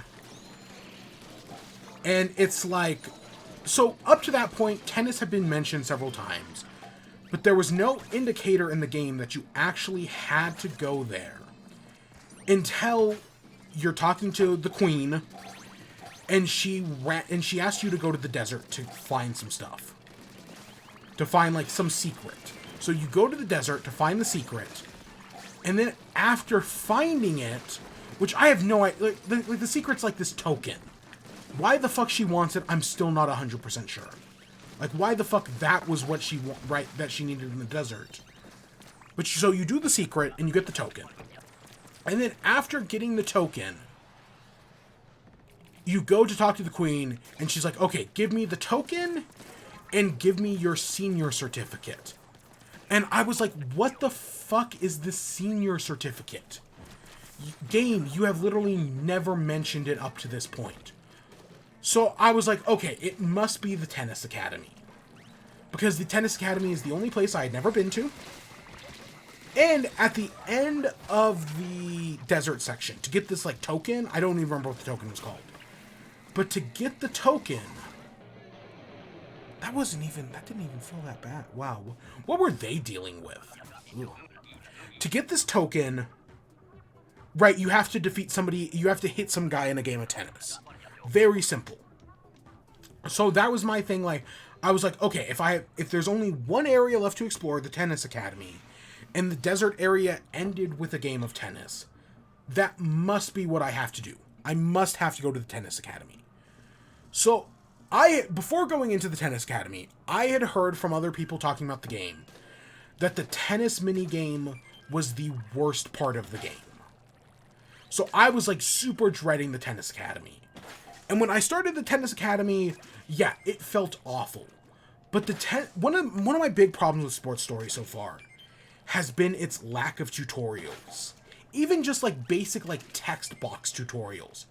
No, there's almost fucking nothing. If you've never played Golf Story, they literally never explain the golf mechanics. The volleyball mechanics are terribly explained, but you only have to play volleyball once at the very beginning of the game. Cricket, they explain a little better. Fishing plays a lot like golfing. And, you know, there are some weird things that you have to kind of get used to, right? Like, you can't, like, throw your bobber that far into the water, at least at first. But other than that, right, they don't, so there's not really there's really a lack of tutorials. And when you first start the tennis area, right, you do, like, this, like, you take a tennis lesson. And it's like, yeah, okay, this sucks. But then as you go through the Tennis Academy, right, it's a school. The Tennis Academy is actually the tennis tutorial. Like, the tennis minigame is probably the most, besides for golf, like, of the new stuff added in this game, I would say they probably put the most detail into tennis, maybe fishing. But, again, fishing works a lot like golf. But no, it's clear they did put some time into tennis. Right? Like, it's not a bare bones minigame. Like, not at all. And yeah, slowly over the course of the tennis minigame, they teach you about the different shots. They teach you, right, originally you start off serving one way, but then they teach you that, like, that works like golf. But then they eventually teach you a proper tennis serve. And there's a bunch of little other things that they teach you throughout the tennis minigame. So, like, the tennis minigame clearly has some time and effort put into it. And the entire time you're doing the tennis minigame, they're building up this player named Josie. And I was like, oh, Josie's going to be either the final boss of the tennis minigame, or by this point in the game, they had started building up the Deca Sportathlon. So I was like, oh, you're going to probably meet Josie in the Deca Sportathlon. Neither of those things happened. But so while I started off hating the tennis minigame, by the end of it, no, I actually did like it. I do think the tennis minigame, right, I get it. I do not think it's perfect. Again, but what it took was I had to find my sweet spot, as I'm going to call it. You have to find that place in the game, where that place on the tennis court, where you can hit the shot. Right? Like, you know that thing. So in Kirby and the Forgotten Lands, there's that whole thing where the developers, while working on the game, where, like, if it looks like your attack is going to hit, the attack will just hit. Right? That's not how tennis works in this game. You'll be at places where it'll look like your hit should, right, you should hit the ball, and it just won't work. Right? You'll miss the ball. And it's really confusing, right? But eventually, working hard enough, I did find the sweet spot. And once I found the sweet spot, I felt like things went a lot better. So yeah, honestly, I think everyone who's like, oh, the tennis minigame is the worst thing ever. No, actually, once I found that sweet spot, it actually got a lot easier. Especially because if you win, if you lose, you have to play multiple games of tennis. But if you win, you only have to play a single game of tennis. So that's actually very nice. It just saves you time, you know. That is and there's, like, a bunch of stuff to do at the Tennis Academy. There's a massive, like, trading quest that you have to do in the middle of it. Which, to be fair, I think the original game had a bunch of trading quests as well. So that's, like, nothing new, technically.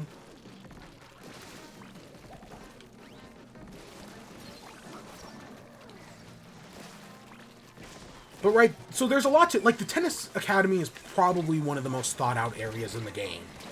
Again, tied with the fishing area. But at the end of the... So the Tennis Academy is like... You're building up that there's a secret in the Tennis Academy. And, right, there's, like, this computer game that has mysteries on it. You find these, like, clues about the Tennis Academy. Right, you find these clues around campus. You play some matches of tennis. You keep hearing about this Josie guy. And then at the end of the Tennis Academy, the Academy ends off... Not with, like, a big, like, boss battle or anything.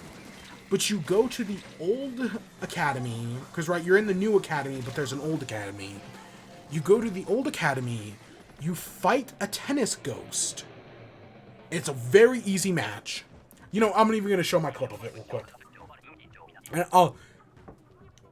yeah, I've got a second. I can exit out of this, and I can show you, right. I can show you kind of some of the tennis stuff here. Because I have a clip or two. The tennis minigame, I should also say, is buggy. Right? Like everything in this game, there are some bugs. God, I'm doing awful tonight. Maybe I should just go back to normal. Whatever. I need that hat, though. Okay, whatever. So, okay. So, let me show my clips real quick. Was it this one? Okay, so I'm playing tennis. Right, so you're seeing tennis works. If you're playing this minigame, always work on that white line. Most tennis courts have that, like, white line in the middle. Right, because that's, like, a real tennis court thing. That's the best place to stand. Right around there, you're almost guaranteed to get your hit. You're almost guaranteed, as long as you get the right timing. So I felt like that worked really well. That's my advice. So, right, we're playing tennis. I hit the shot. He hits it back, right? Just playing some tennis. you'll note, right, he misses. So he misses the shot, and that gets us advantage, which wins us the match. But afterwards, because the ball got back into his side of the court, right, it touched him, he still hits the ball, and it hits back over to our side. So that's a nothing glitch, right? Like, oh, even after you win the match, the player he'll still hit the ball, right? Even after you get points. However, and I sadly do not have any clips of this, because I wasn't thinking until right here. If the game had kept going, right, I would have scored the 15 points, like you do in a game of tennis, right? 15. But because he hit the ball as well, and I didn't hit it back, he would have also scored 15 points. So theoretically, if you have a tie, theoretically, you could keep an infinite tie going, where you hit the ball, you score the point, then after scoring the point, the NPC hits the ball back and scores a point on you, even though the point had already been given to you. So that's like and that happened like half a dozen times to me. Where, right, the ball comes within the NPC's range, and he just hits it back, even though the point had already been given to me.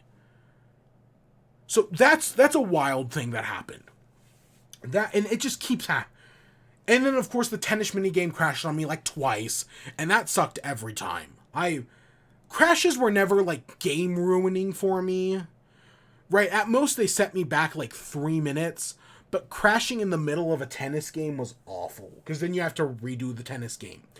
They mostly happened early on in the Tennis Academy, where I still didn't know, like, top spin, drop shot, and flat, slice. I literally had no idea what any of those mean. And it's not until, they teach you it in the Tennis Academy, but it's not like the first thing they teach you, sadly. And you have to do a bunch of tennis shit before you learn what each of those do. So then, okay, so end of the game, we're at the old academy, we're fighting the tennis ghost, which is literally just a floating racket. I score the point on it, right, 40-0, right. So now you'll watch as I play back. Hitting back and forth. I missed the shot there. And I'm like, oh, well, okay, now we're 40-40. And you'll see me stand there for a second, confused, right? I'm standing there waiting for it to come up. It doesn't. And I'm like, wait, what? Come back to the end, hit the ball, hit it twice, and then it wins the game for me. This is the final boss of the Tennis Academy. And yeah, like, the game even looks like it, like, resets, right? Like, I reset, but it doesn't start the round, it doesn't give him the points, because the ball is still there for some reason? I don't know. That was probably, honestly, the biggest glitch to happen in the entire Tennis Academy. But, I mean, I won the match, so I'll take it. So, yeah, that happened. That's kind of what and that was the only time that happened, by the way.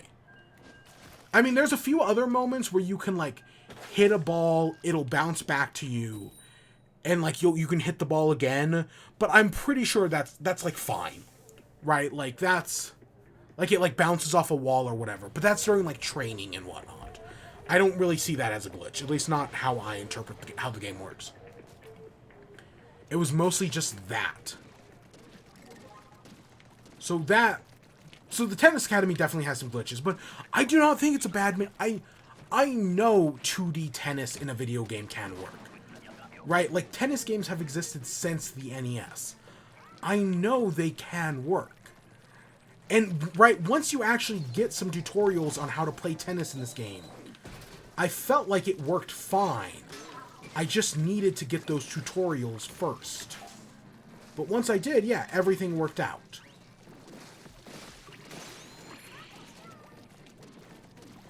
So yeah, but the tennis, so right, that's the ghost is the final boss of the Tennis Academy, and it's kind of anticlimactic, all things considered.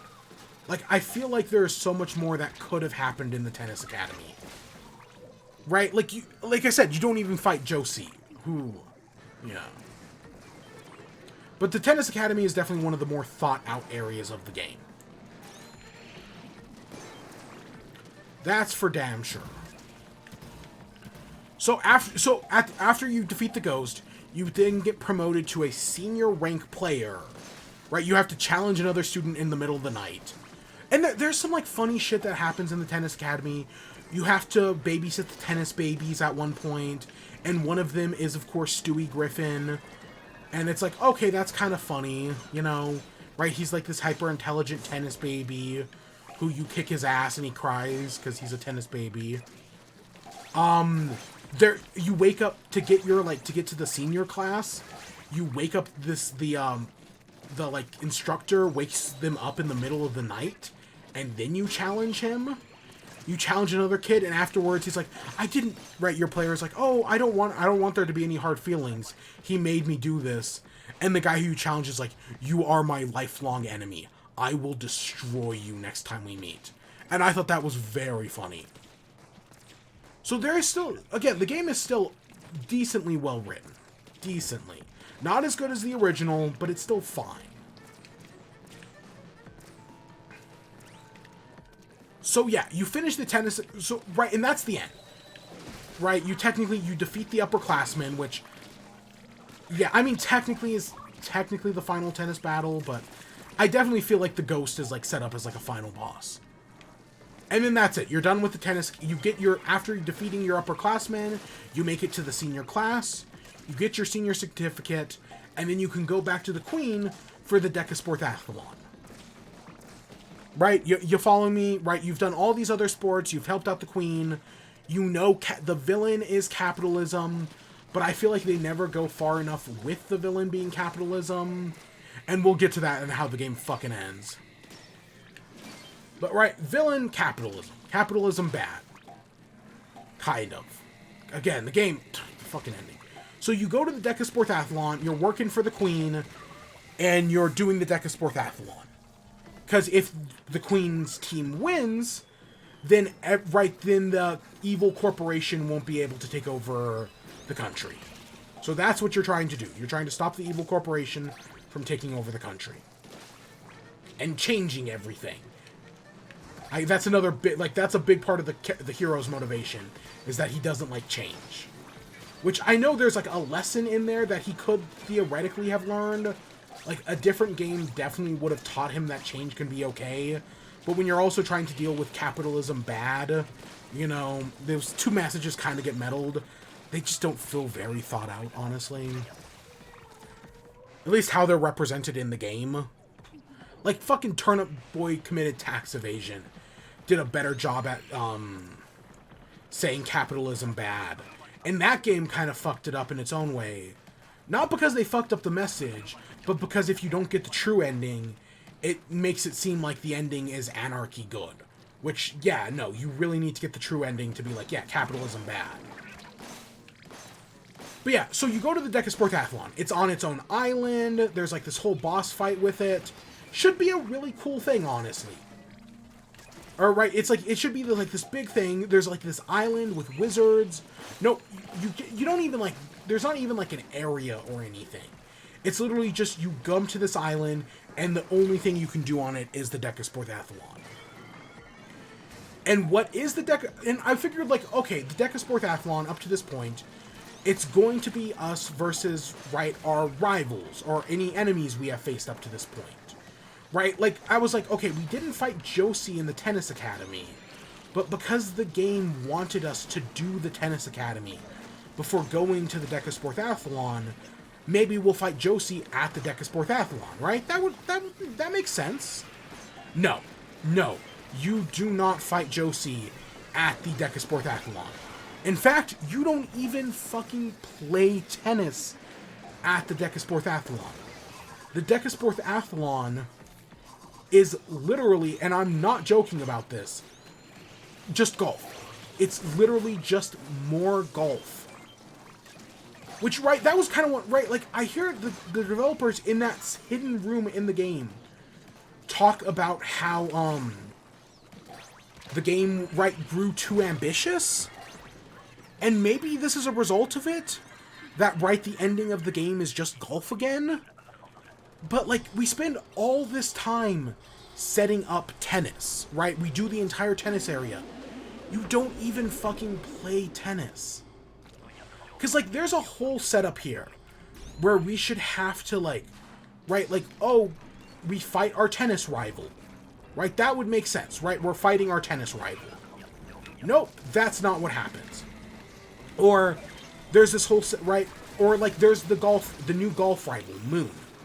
It would make sense if we were fighting the new golf rival, Moon, during the golf section. And she does get mentioned. She is competing in the Decasportathlon. That is definitely a thing that is happening. Right? So, like, stuff like that does get mentioned. But for the most part, no. It's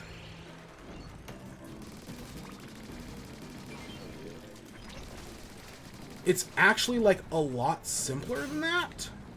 Oh, shit. Let's just send them all the eggs anyways. Oh, shit. Oh, my God. So, yeah, you're setting up this Decasportathlon, and yeah, during one of the segments, you do talk to Moon. You don't actually ever compete against her. But I was like, during this tennis segment, you should fight Josie. There should be a fishing segment where you meet against the fisherman. His name's not Davenport, but it's something like that. During the cricket section, you should meet with your old cricket team and maybe compete against them. During, there's a few other rivals here and there that I'm forgetting the names of. Right, maybe you should fight against somebody who represents the, Pure Strike, who is, like, the evil capitalism company. Nope. Right, you can even, before the fight even happens, you talk to Doug, who is, like, the senior vice president of Pure Strike. He's not in charge, but he's, like, the second in command. Because you're technically working for him. And he's like, oh, I know you're representing the queen, but, whatever, you know, things happen. There's nothing about it. Even after you win the Decasportathlon, the game, right, you can literally meet the head of the company. And she's just like, oh, yeah, you may have stopped our plans today, but you still work for us. We'll still get our uses out of you, right? We'll still find something for you to do. You haven't fully won yet. Even though you just won the Decasportathlon and rolled the credits of the game. Like, that's, as far, like, unless there's, okay, we'll talk about that next. But, right, so I was like, okay, right, I had all these expectations for the Decasportathlon. None of them happened. Because even though I'd be like, okay, there should be a second where you play tennis. Right, like, at bare minimum, you should play tennis. You should play a little bit of cricket. Right, you should play a little bit of fishing. Nope, it's just golf. Literally, the Decasportathlon is literally just hitting balls.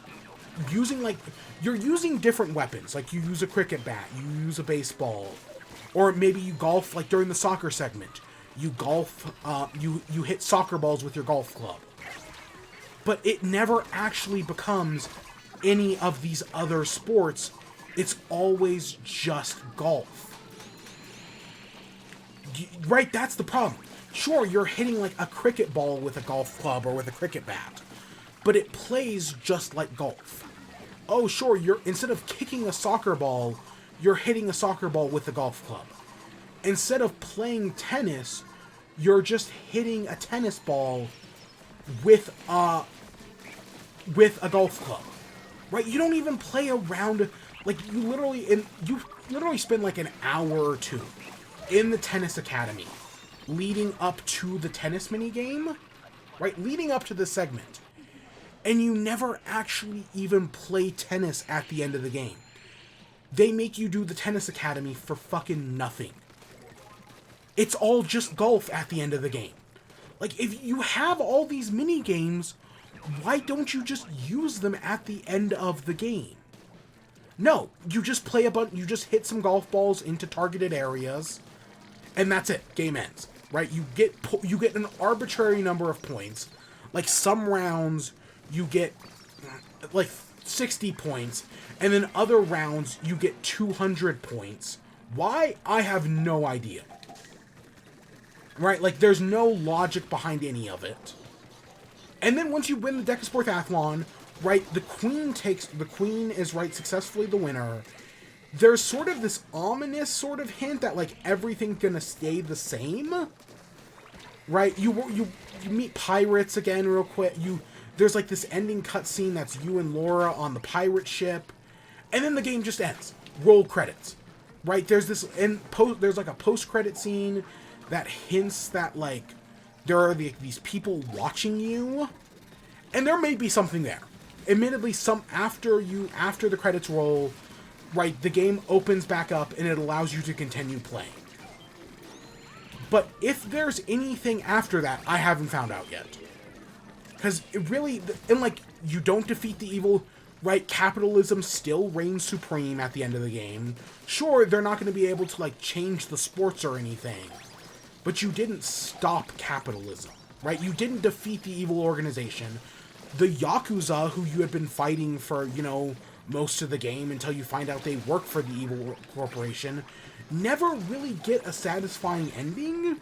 Like, you break into the Yakuza headquarters, find out they're working for Pure Strike, and that's it. That's the last you see of the Yakuza. They never really wrap up the whole capitalism bad thing. Like, again, you're technically working for the evil company. You and Laura sign contracts for them. And they just never really pay that off. Right? Like, you play one golf tournament for them, and that's it. That's it. That's all that happens.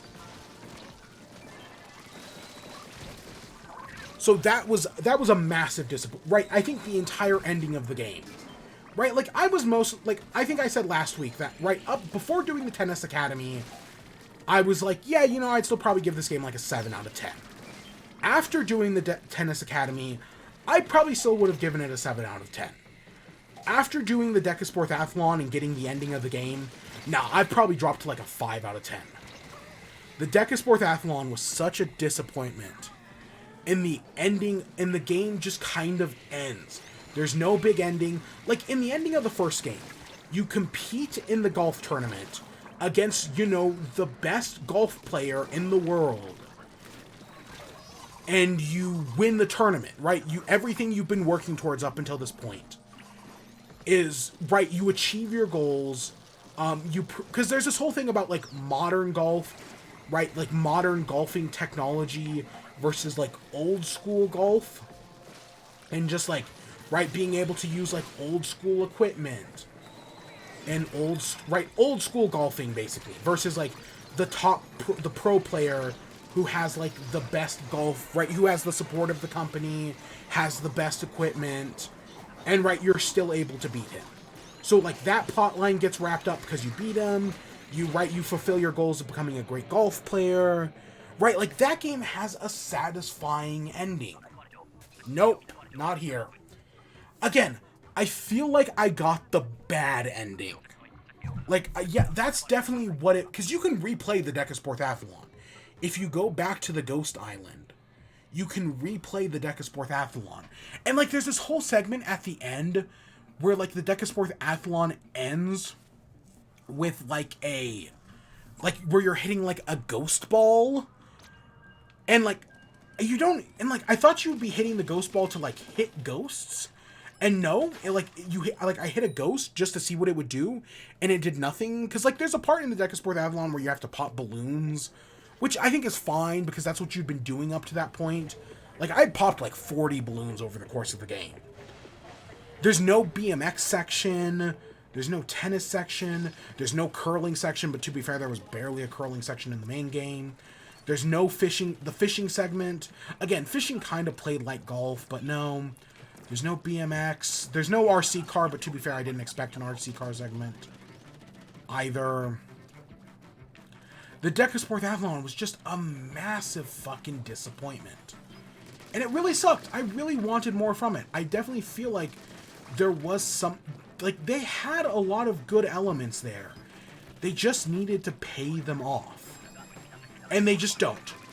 They just straight up don't pay off any of it at the end of the game, and then the game just ends. Very anticlimactically. And it ends on a cliffhanger, I guess. And maybe God, again, I don't want the developer, right? Could it have been just complete happenstance, right? Was it just one singular spark of madness that led them to create Golf Story. A game that, again, I would describe as like a 10 out of 10 game. Maybe. Maybe it was just pure luck that they did it. You know, maybe crunch hit them... Right, we know crunch definitely happened in this game. There's a whole story that came out this week, actually, about Nintendo while working on Majora's Mask. The dialogue in Majora's Mask, at least in the original Japanese version, is, I guess, reference to the fact that the developers were crunched while making the game. Right? When writing about... Right, because Majora's Mask is all about misery. So when writing about misery, the developers drew from their own experience. That being how Nintendo crunched them to get the game out within 2 years. And yeah. So yeah, the game was... Right, we know that happened. Right? That they were forced out. That feature creep definitely probably affected the game, that they kept adding more in without refining it. And like, there is a whole thing, like on the cover, like, if you look at the game's logo, right, baseball is on there. Just as an example of, right, all of this. Baseball is on the logo of the game. There is a single baseball mini game. And that's it. Like, yeah, technically baseball is... Right, you do golf baseball during the Decasportathlon, but it plays like everything else. You're just hitting a baseball with a golf club. And, like, yeah, it's clear they got too ambitious. Should they have just made Golf Story 2 and just done more golf? Should they have done Tennis Story instead and just made the entire game about tennis? Maybe. I mean, again... I definitely do think tennis is the most fleshed out minigame. And even still, a lot of people say it's the worst minigame in the game, so... Yeah... Again, I thought it was fine. After doing the Tennis Academy, by the end of the Tennis Academy, I was like, no, I get this. It's just the game, it takes them like, you should get the tutorial for tennis right off the bat. No, you don't get the tutorial for tennis until like an hour after you play tennis for the first time. That's a problem. Yeah, that's a problem. So yeah, I definitely, I will, even last week, I said, if you've never played Golf Story, play Golf Story. Then afterwards, depending on how you're feeling about it, play Sports Story. And I will probably, even if you liked Golf Story, I don't know if I would recommend Sports Story. That ending really killed things for me. Part of me, I would be like, I had to admit, if I didn't know about all, like, the rush job and the feature creep and everything, I would say there's some sort of secret ending. That I just missed a secret ending or something. Right? But I don't think I did. Right? This is like, it's like, Sherlock. Right? The show Sherlock. After it came out, people were like, oh, there must be, like, a secret 4th episode that makes the show good. That's what it feels like after beating this game. I feel like, oh, there must be, like, a secret 4th episode, or a secret hidden ending that all of a sudden makes the game good. But I don't think there is. Right? It would just be too convenient. Which, I mean, again, the developers... Golf Story, I think, is still good. I don't know. Maybe I'm completely wrong. Maybe Golf Story isn't good. You know what? I'd like to hope it is. I enjoyed it. But God, maybe I was wrong. Maybe this is fucking Thor Ragnarok all over again. I use that as an example. I still like Thor Ragnarok. What can I say? I still like Thor Ragnarok. But maybe this is that all over again. Maybe I was wrong. Maybe Golf Story was never good. No, I still think it was good. I still remember really enjoying it. Because it focused on golf. Whereas this game is somewhere between Golf Story 2 and trying to do something different, right? Trying to be Tennis Story. Trying to be fucking...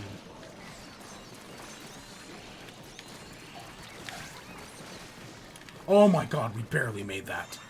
Holy shit. That went very wrong there for a second. So yeah, I don't recommend Sports Story. I hate to say it.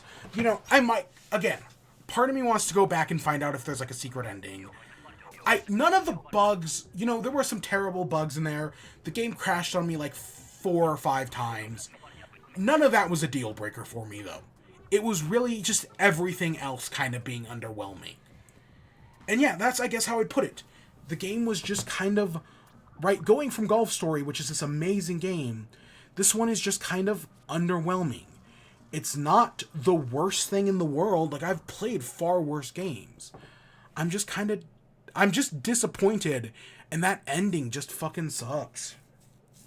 Like, you spend so much time on this tennis mini game. Why don't you play tennis at the end? It just makes no sense. Golf Story. It's gonna make an interesting documentary in a few years. Right, the big expose. I cannot wait for the big expose about what really happened behind the scenes. That's gonna be super fascinating. Oh my god. And we still have other shit to talk about. Oh, I talked about that for almost 40 minutes. Velma. So Velma released on HBO Max. First 2 episodes, like, they really, you know, I'm honestly amazed they didn't drop this all at once. They really think people are gonna come back like, I know I've been against the Netflix model of releasing stuff weekly, but do they really, or releasing everything at once? But do they really think people are gonna come back weekly for this? I mean, they do, and in some ways they're right. I mean, I probably will. But that's because it's my fucking hobby. Right? It's my hobby to watch terrible shit like this. If it wasn't, then I probably wouldn't. You know? So the first 2 episodes of Velma are awful. Right? We all know they are. Right?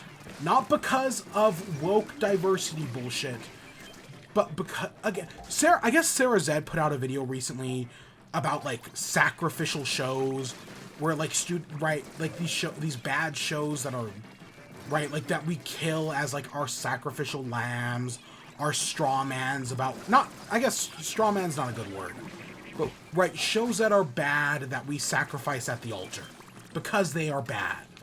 But then, right, people will always use, oh, it's the woke agenda making bad shows.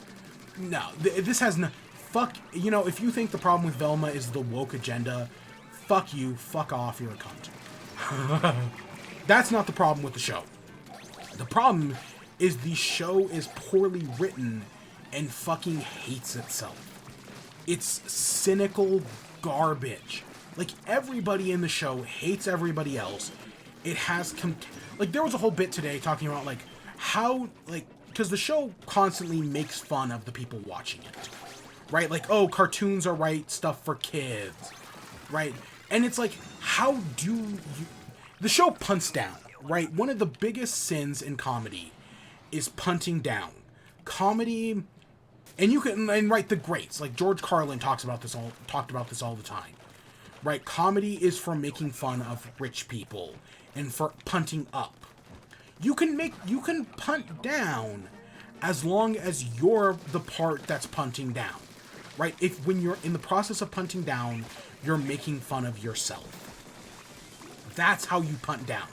Not that I'm saying you have to, like, I'm not saying that, right, you can only make jokes about gay people if you are gay. That's not what I'm saying. But if you're gonna make fun of gay people, right, you also have to make fun of white people as well. Because, you know, which is something conservatives, you know, don't get.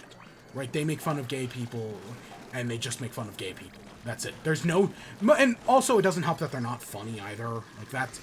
Because, you know, they aren't funny, ever. Conservatives don't have a sense of humor at all.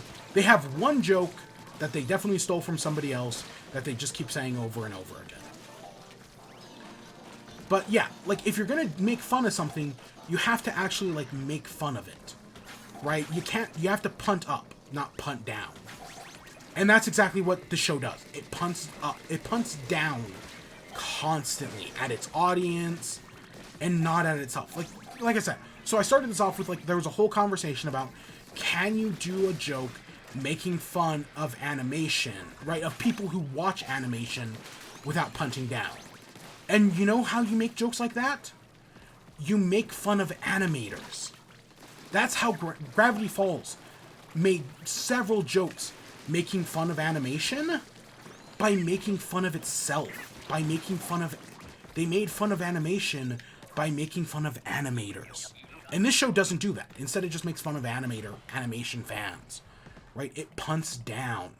And God, it's just an awfully written, cynical show. That, like, Scooby-Doo's not in the show because because it's an awful show and Warner Brothers wouldn't let them use the character. Like, I want to say, like, Mindy Kaling claimed that, oh, they're making a mature show and they don't need a childish character like Scooby-Doo. But no, I guess Warner Brothers just straight up wouldn't let them use it. There's also some other shit in there that I remember hearing, but the main one is just that Warner Brothers wouldn't let them. And yeah, I believe it because like, there's been some bad Scooby-Doo shit. And I don't know if this is the worst thing Scooby-Doo has ever done, but because, again, there's been some bad Scooby-Doo shit. There's some stuff I remember very fondly, but, like, we can't all of a sudden pretend like it's all good either.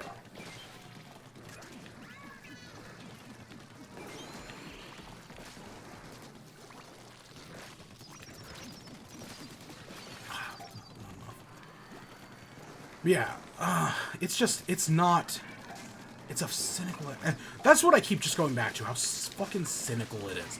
Like, there's an entire part in the second episode where Fred so Fred is on trial for murder, and while on trial, right, to prove his innocence, Velma goes up to talk about, like, what a man baby he is. How, like, he could never have killed somebody because he's a weak child. And it's just so fucking, like, oh my god, like, yeah, these people could never be friends, right? Like, these are supposed to eventually be the origin story of the mystery game. No, like, these people would never be fucking friends. They're awful to each other. Like, and Shaggy's a simp. And I know a lot of people are like, oh, Black Shaggy. I've seen a lot of debate. I think Black Shaggy could work. I think there is a way to do that. Making him this fucking dweeb who has nothing in common with the original character, who, again, punting down, is constantly talking about how he hates drugs. Because, right, we have to make fun of the original show as well. But not in, like, a fun way, but in a cynical way. It's just fucking awful. Okay, it did get a single, like, huh, out of me. Like, a single, like, huh. And that was... There's a scene where, like, they're running away from something. What are they? I don't fucking remember. I just know they're running away. And they go past, there's, like, outside. They're running outside. And there's, like, a career, or not a career fair. Let's call it an elective fair, or, like, a club fair. To, like, you know, get people to sign up for different after-school clubs. And so it's a background joke. There's a debate club. And then right next to it, there is Better Debate Club, and the members of the two clubs are arguing with each other. You don't hear what they're saying. You literally just see two booths, one labeled Debate Club, one labeled Better Debate Club, and you see the people, like, yell at, like, pointing fingers at each other and talking. You don't hear what they say. It's maybe on screen for, like, 3 seconds. That was the only joke that got like a out of me. That was it. That was it. That was the funniest thing in the entire show. 2 episodes, 40 fucking minutes, and the single little background gag was the only laugh it got out of me. So yeah, the show is not good. I will probably, you know, continue watching it. I do not, but right, that's because I watch animation and bad animation all the fucking time. Is this the worst thing I've ever seen? Oh, gods, no. I have seen far worse stuff than this. Definitely. But this is still pretty bad, right? This clearly... I saw someone described it as, like... This show clearly wants to just be Harley Quinn, but it has no understanding of what made Harley Quinn so good. The key thing that made Harley Quinn so good, by the way, is that instead of being, right, this, like, cynical representation of the characters that, you know, is basically just trying to change the characters into different characters... right? Like, that is clearly trying to do something different, right, with all the characters. No, Harley Quinn is just like, you know, these characters are kind of fucking ridiculous, but we're just gonna make the characters, because, you know, comic books are ridiculous, and we're just gonna turn that shit up to 11. Harley Quinn is not a cynical show. And the fact that it's got one of the best lesbian romances in it is all the proof you need that, no, Harley Quinn is not a cynical show. It's actually... Oh my god, we have 2 bows. I didn't even realize that. I know we have 1. Harley Quinn isn't a cynical show. Not at all.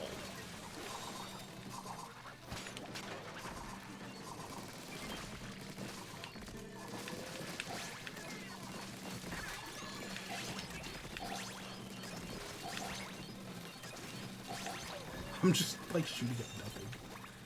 Just in case anything came up. But no, Harley Quinn works because, no, it is literally just the characters. Sure, it makes them idiots sometimes. Like, Clayface is not that stupid in the comics. But it's fine. You know, it still has love in its heart. And, of course, I've seen the thing like, oh, well, you know, this really shouldn't have been Scooby-Doo at all. This could have been, like, the Mindy Kaling Mystery Variety Hour. You know, like, they could have pitched it as something akin to, like, Venture Bros. Like, Venture Bros as a show was, you know, making fun of, right, 70s cartoons like, Johnny Quest. Right, shit like that. They could have pitched this as, like, oh, we're gonna, right, it's gonna star Mindy Kaling, and it's gonna be a show about, right, mystery solvers. And we're gonna make fun of Scooby-Doo. We're gonna make fun of Jabberjaw. We're gonna make fun of the other, like, million fucking mystery solver shows that existed during that time period. You know, make fun of the animated Ghostbusters show. Both the, you know, not the real Ghostbusters, but the one with the talking gorilla. If you know what I'm talking about, you know what I'm talking about. Right? Like, they could have pitched it as something like that, and that would have been fine. But no. I mean, it still wouldn't have made the show good, because, again, the writing is fucking terrible. But, like, at least that puts you in a better direction, anyways, than what we actually get here. Which is, again, just cynical garbage. Because, yeah, I don't, like, being, like, the fact that these are all, this is supposed to be Velma, Daphne, and Shaggy, it doesn't make the show worse, but it's not helping anything, right? Like, I think the fact that these are facsimiles of the original Scooby-Doo characters doesn't, like, removing that wouldn't automatically fix the show. So by some element, adding that doesn't make the show any worse, kind of. But then, you know, I know that's weird, and I'm definitely not phrasing that how I want to.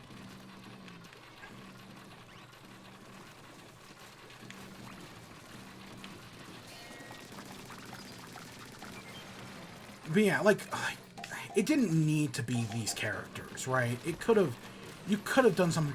And I know people will say, well, like, oh, well, people don't buy original characters anymore. That's a blatant fucking lie. Again, people have been freaking out about Dead End, right? Dead End right at the top of the show. We talked about Dead End Paranormal Park and Inside Job. 2 original shows that people were both freaking out about. You can still totally do original shows nowadays.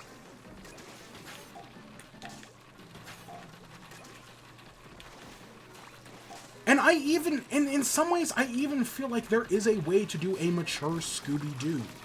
I mean, I know there's that whole Scooby-Doo in the Apocalypse thing, which, to be fair, I think is a graphic novel that I've never read. And I don't know if it's any good or not, but, like, there's ways to do these things. It's just, this isn't it.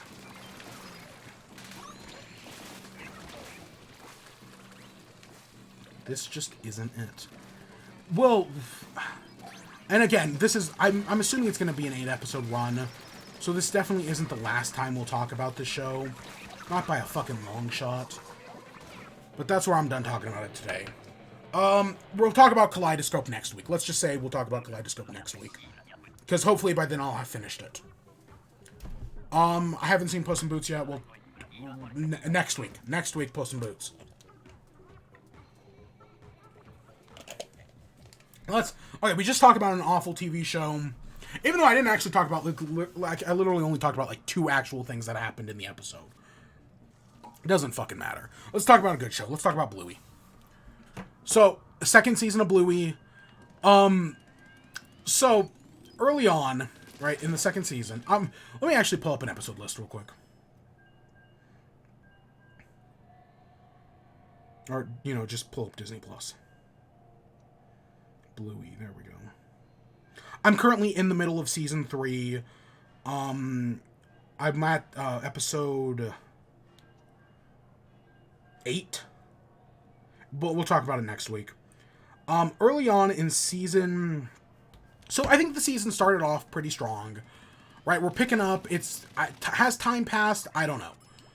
I don't know. Has time passed? Because I'm pretty sure the dad, Bandit, his father, is dead. Because he never shows up in a single episode this season. He shows up in a single episode in the first season, and then never again. And then he never shows up in the second season either. Did he pass away? I know I'm not the only one who's noticed that, right? You know, I figured... Like, I just figured he'd be in more. We actually do see the mom's father, but we'll talk about... We will talk about that episode. I have things to say about that one. But early on, you know, I think the season started off pretty strong. The squash, the one with, older brothers always win. Great episode. Right off the bat, right, I'm totally rooting for, even though I am the older brother, I was totally rooting for, what's his fucking name? Bandit's younger brother is named... I remember the older brother's named Rad. I do not remember what the younger brother is named. Stripe? Is it Stripe? Right, so that was a great way to start off. I loved that. That was a really cute episode. Early on in the show. The Bingo specific episode, which I want to say was just about, like, Bingo, right? Like, Bluey's out, so Bingo has to, like, find a way to entertain herself while her sister is gone. That was a really cute episode. I love how they redid the intro for that one. That's a great little detail that I thoroughly enjoyed.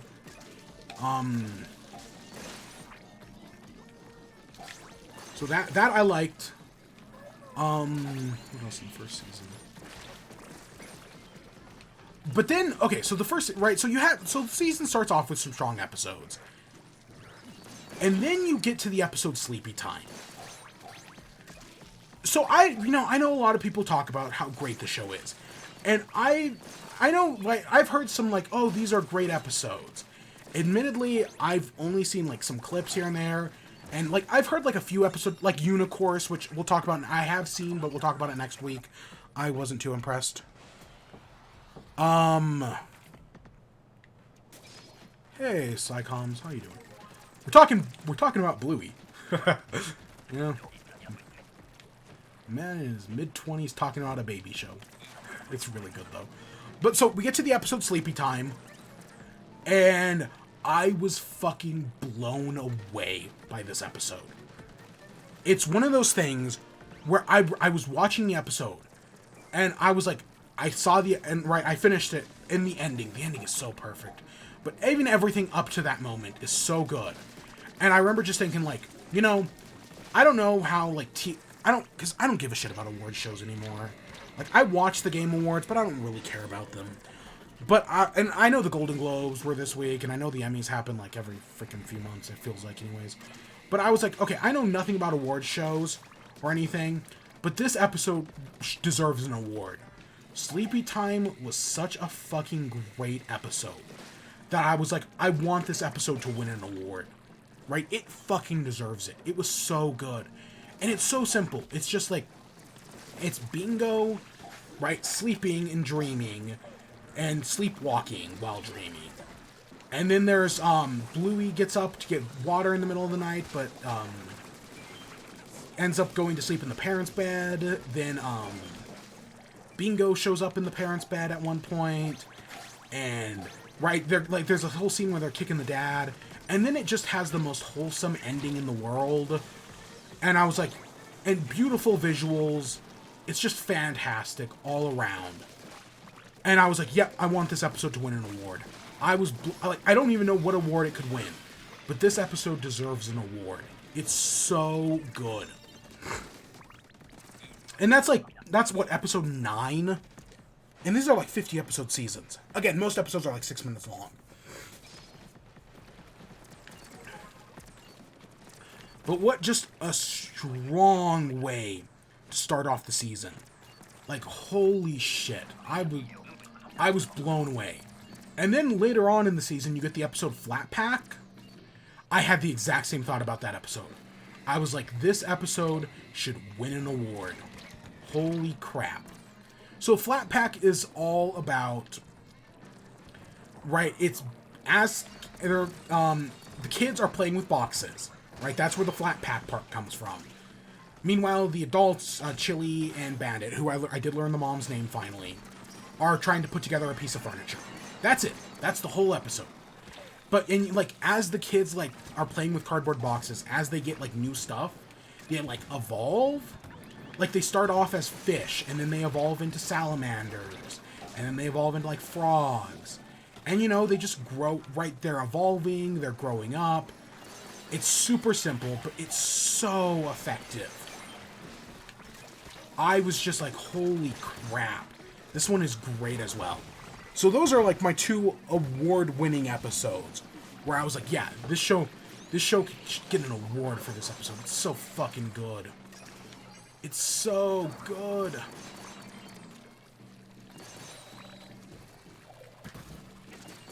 So to say I would, and I didn't have, I enjoyed the first season. But the second season, right, I feel like that was the point where I was like, yeah, I've got to take the show more seriously. Right? It's good. Everyone says it's good. Right? Bluey, again, to quote Iffy Wadiway, Bluey fucking slaps. But yeah, no, the second season was fantastic.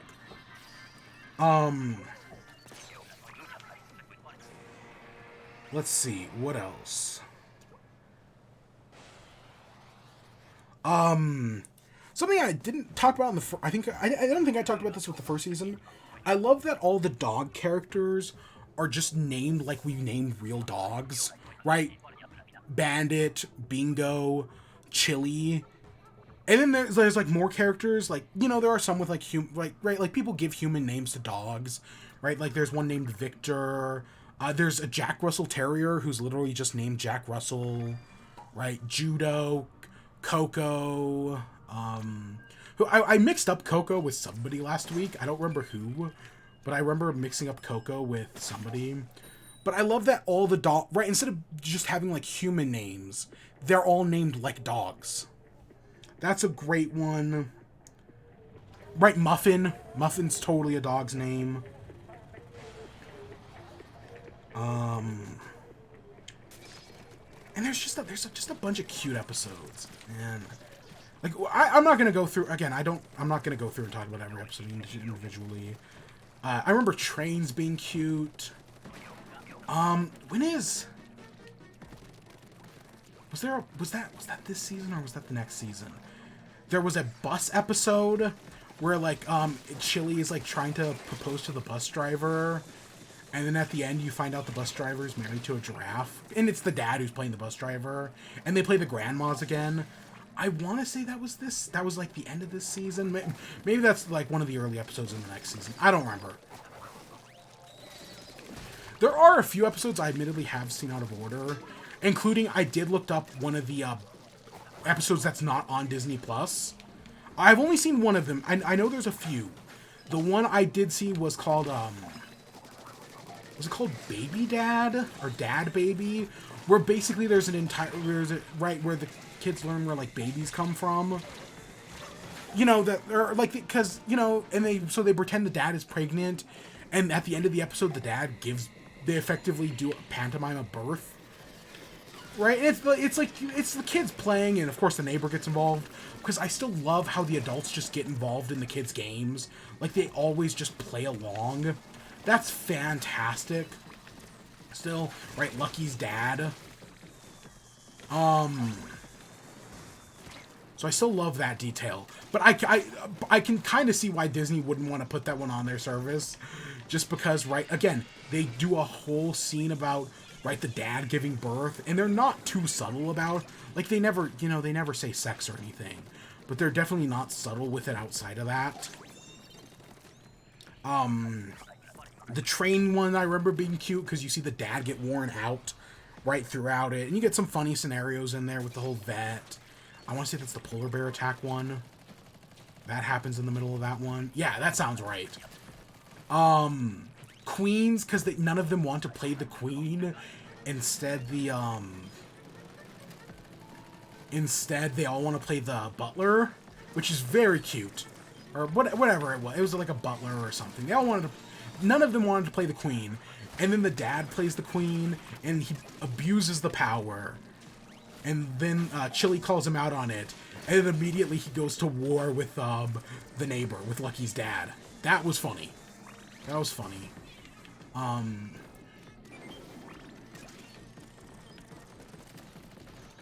just trying to look through. And then Flat Pack is the one after that one.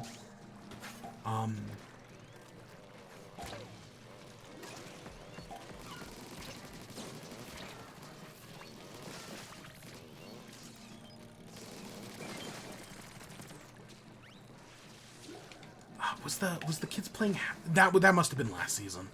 I feel like I talked about that one. The kids playing house, and Judo doesn't. So Judo is like the bully character, and I get the feeling the fandom hates her.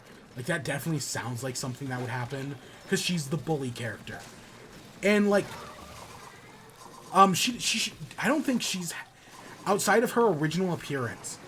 I think she's only showed up in the background like once or twice. And that's it. Like, the character seriously hasn't showed up. And I don't think has had a single speaking role since then.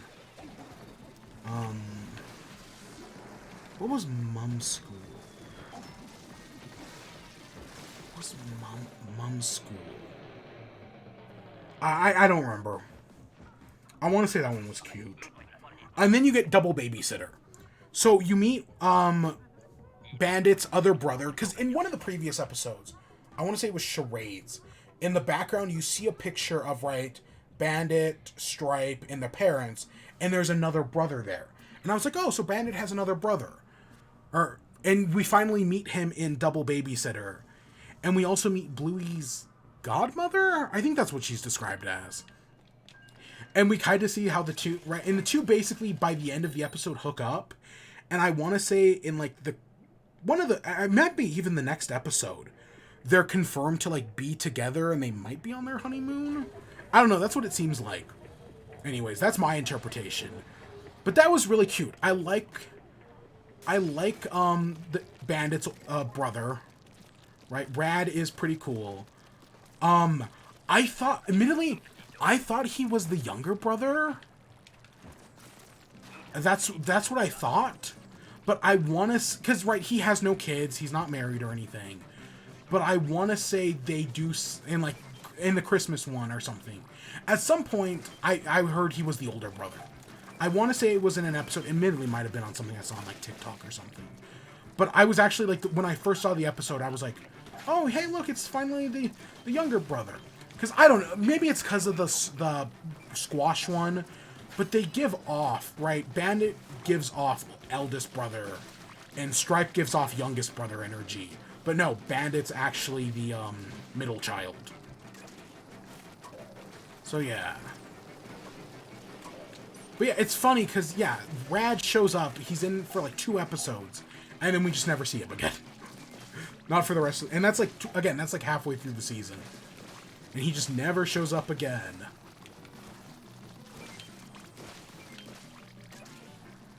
But yeah, Double Babysitters as an episode was very cute, right? Because Bluey is scared of parent put down, or babysitter put downs. And right, it's because the grandma watches TV whenever she babysits, and that's cute. That's cute. It's just an all-around very charming episode. I really liked it.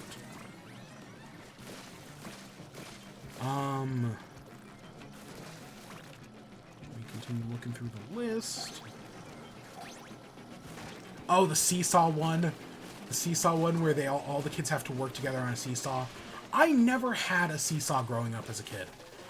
We didn't have those, and we didn't... At least I don't remember having those. I don't remember have any park near me having seesaws. And no parks around me had the merry-go-rounds. You know, like the spinning... The small merry-go-rounds that, you know, are in classic cartoons. Yeah, none of them ever had those. So there's all these, like, classic cartoons with the merry-go-rounds. And I've never played on one. Ah. Sucks. Right, that's one of those things where it's like quicksand, right? As a kid, you think, oh, I have to deal with quicksand all the time. And then you just never do. Right, I expected to have to deal with merry-go-rounds. And I never did. Shame, really. Shame, innit?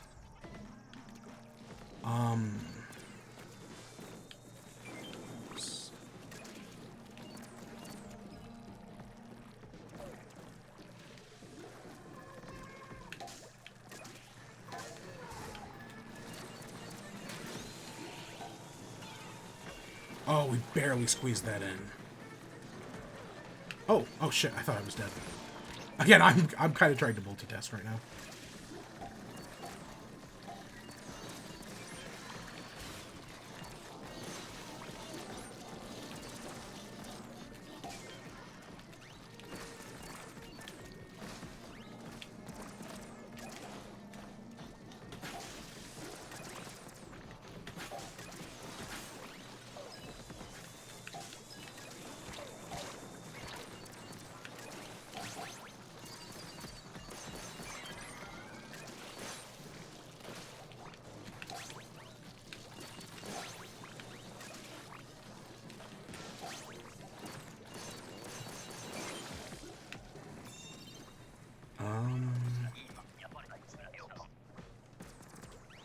Boats?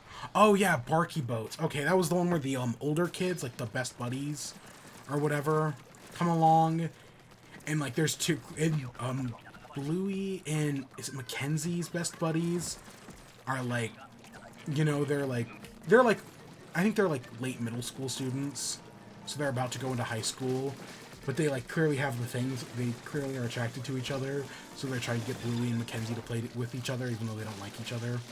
I use that just right. It's not like, it's like kid dislike, you know. Circus has the other bully character who's like this big oh, it's not a Siberian Husky. It's not a... Is there a Siberian Husky in the show? I don't know. It's one of those... Is it a Saint Bernard? That sounds right.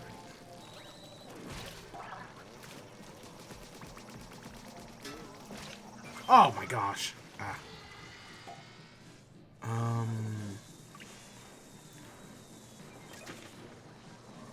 There's this whole bit at the end of the season with Bingo's birthday, so I'm pretty sure the show has continuity, right? Like because I want to say right, Bingo has like, I want to say this is her 4th birthday, right? She's 4 years old, and I want to say in like one of the following episodes, you see her age again, and it is that, yeah, she's still 4. So I want to say the show does have, you know, it's not really mentioned, but there is definitely continuity. I think Socks gets older this season as well, because Socks is, right, one of Stripe's kids, and is like 1 year old. And, right, originally in the first episode, in the first season, he looks, right, like an actual, like, more like an actual dog. But in this season, he looks like everybody else. I think the 1 or like 2 times we see him. But there's this whole bit where, right, Bingo... Did I say? Bingo wants a duck cake for her birthday. So, right, there's a whole episode of the dad making the duck cake and everything going terribly wrong. And then the next episode's like... It's not a bottle episode. I think it's a reference to, like... It's a reference to some film I don't remember the name of. But, like, it's like the same characters doing, like, the same repeated action over and over again, with everyone changing except for Bingo, who's just trying to do the handstand. And then you find out the same thing's happening to the grandma until she enters in. and like finally is like the one paying attention to Bingo, and it's like, oh wait, it's Bingo's birthday and nobody knows where she is. It's, I mean, there's a part of it that's kind of sad, but I still do really like the episode. It's still well done. Baby Race, right? I think this is one of the few times judo shows up. I don't know what I like bully. I think bully characters can be a lot of fun. I think that it's because of fucking Groose, man. Groose is the best, one of my favorite characters ever, and it's because they have the best bully redemption. And I always want more of that. I think that's why I'm all aboard it. At least that's what I'm going to tell myself.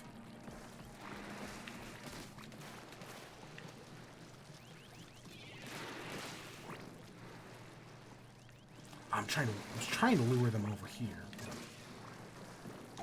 But yeah, so that the whole baby race and right, finding out from Coco's mom that oh, you're doing fine, right? That she actually has 9 kids, but you know, Chili's it's her first, but she's doing fine. Very wholesome, very cute moment. I liked that.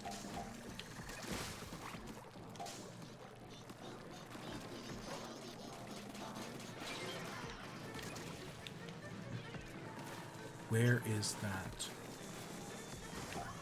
Oh, it's over there.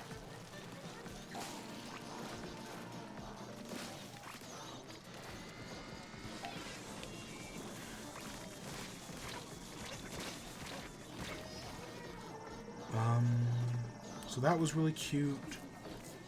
And then, oh, the episode ends, the season ends, there's one episode I'm saving to talk about last. But the season ends with Easter, which is right, last year they forgot to give the kids Easter stuff, so this year they're trying to, like, make up for it, and they do a whole scavenger hunt. So I will, just personal story, I'm sure I've told this before somewheres. That's, Easter is how I found, right, I didn't figure out, Santa wasn't real. I figured out that the Easter Bunny wasn't real.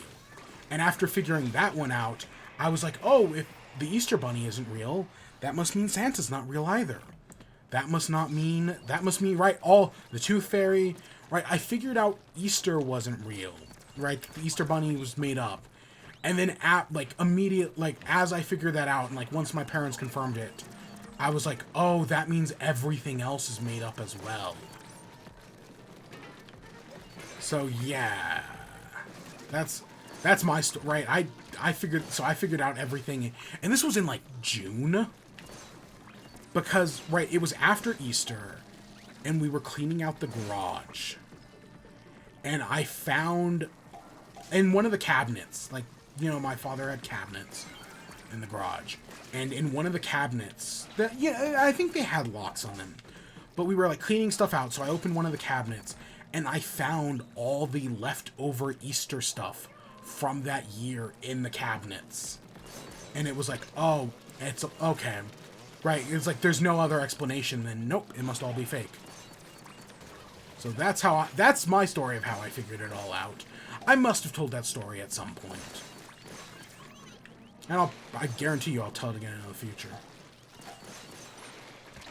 Oh, shit.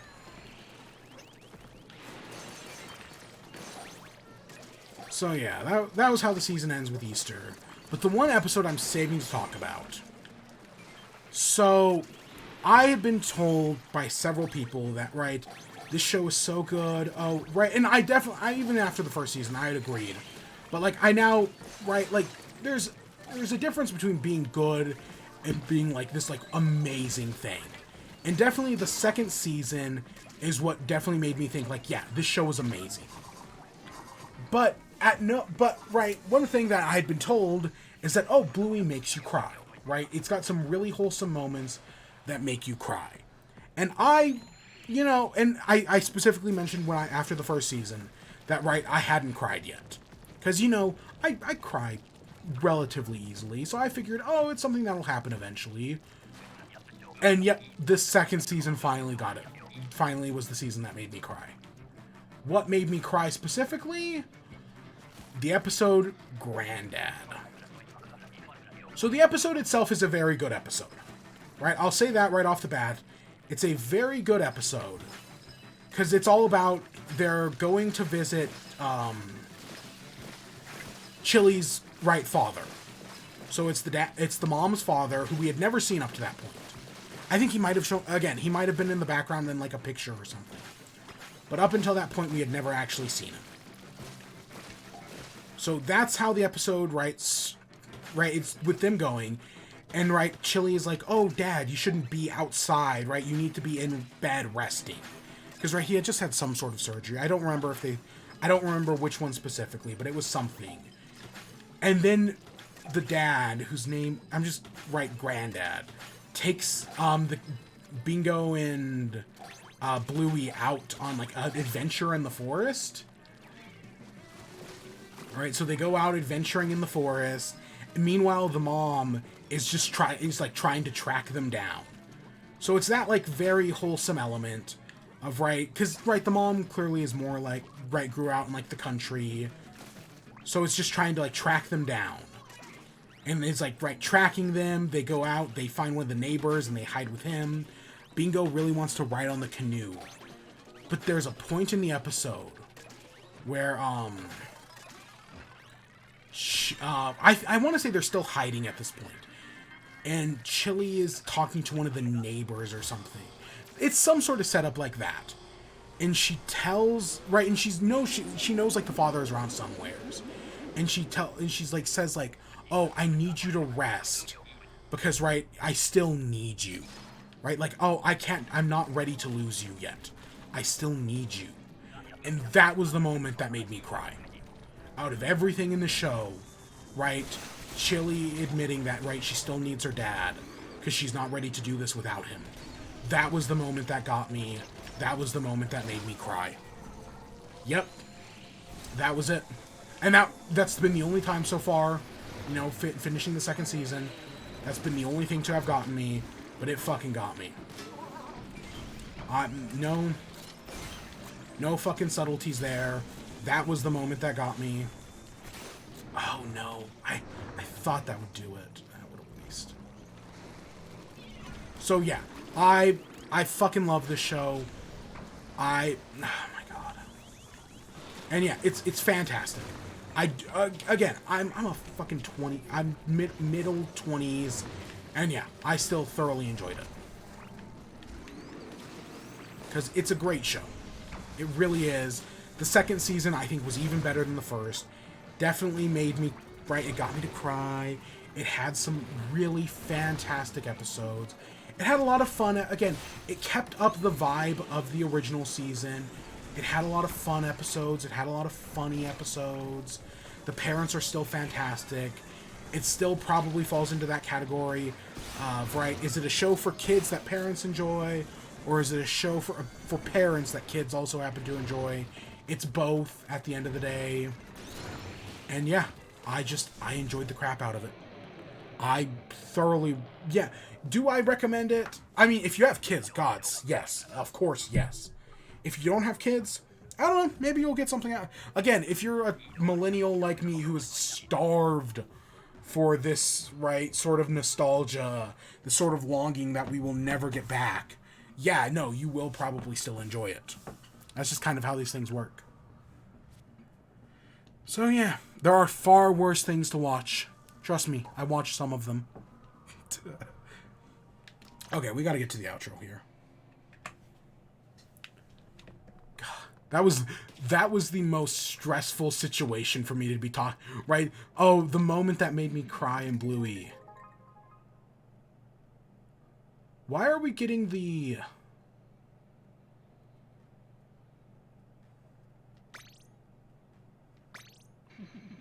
There we go. I was like, why are we not getting the fireman's helmet?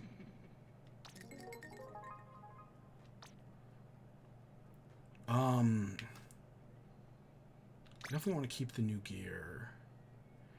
And I think I want to swap that for chunks. Oh my god.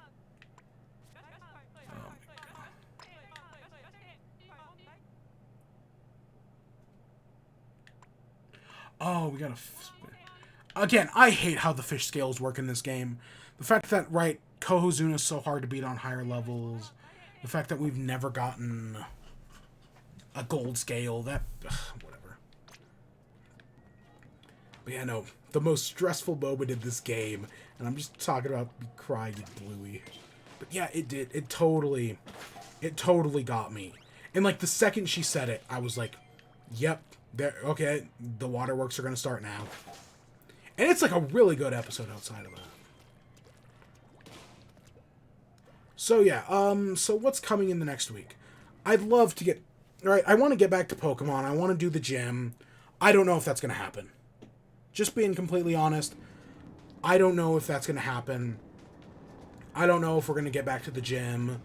Or I really should just, because again, I kind of want to do the Cinderace event, but I can tell you it's already over by now. But I've been playing Splatoon, right? We talked about it at the beginning. I've been playing Splatoon again. I've been loving it. This game's fantastic. How did he get up there? Right, the game's still great. I still thoroughly enjoy it. It's still a lot of fun. I crossed 100 hours now, finally. So that happened. There are very, very few games that I crossed 100 hours into, including Pokemon.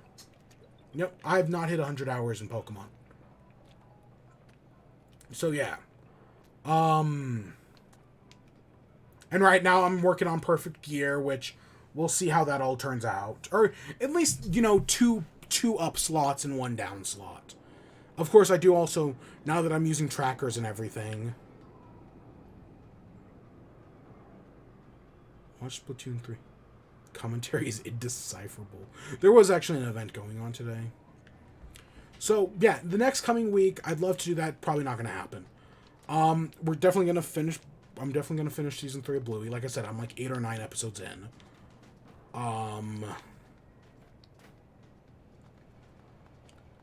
We're going to... I'll continue talking about Velma and what shit it is.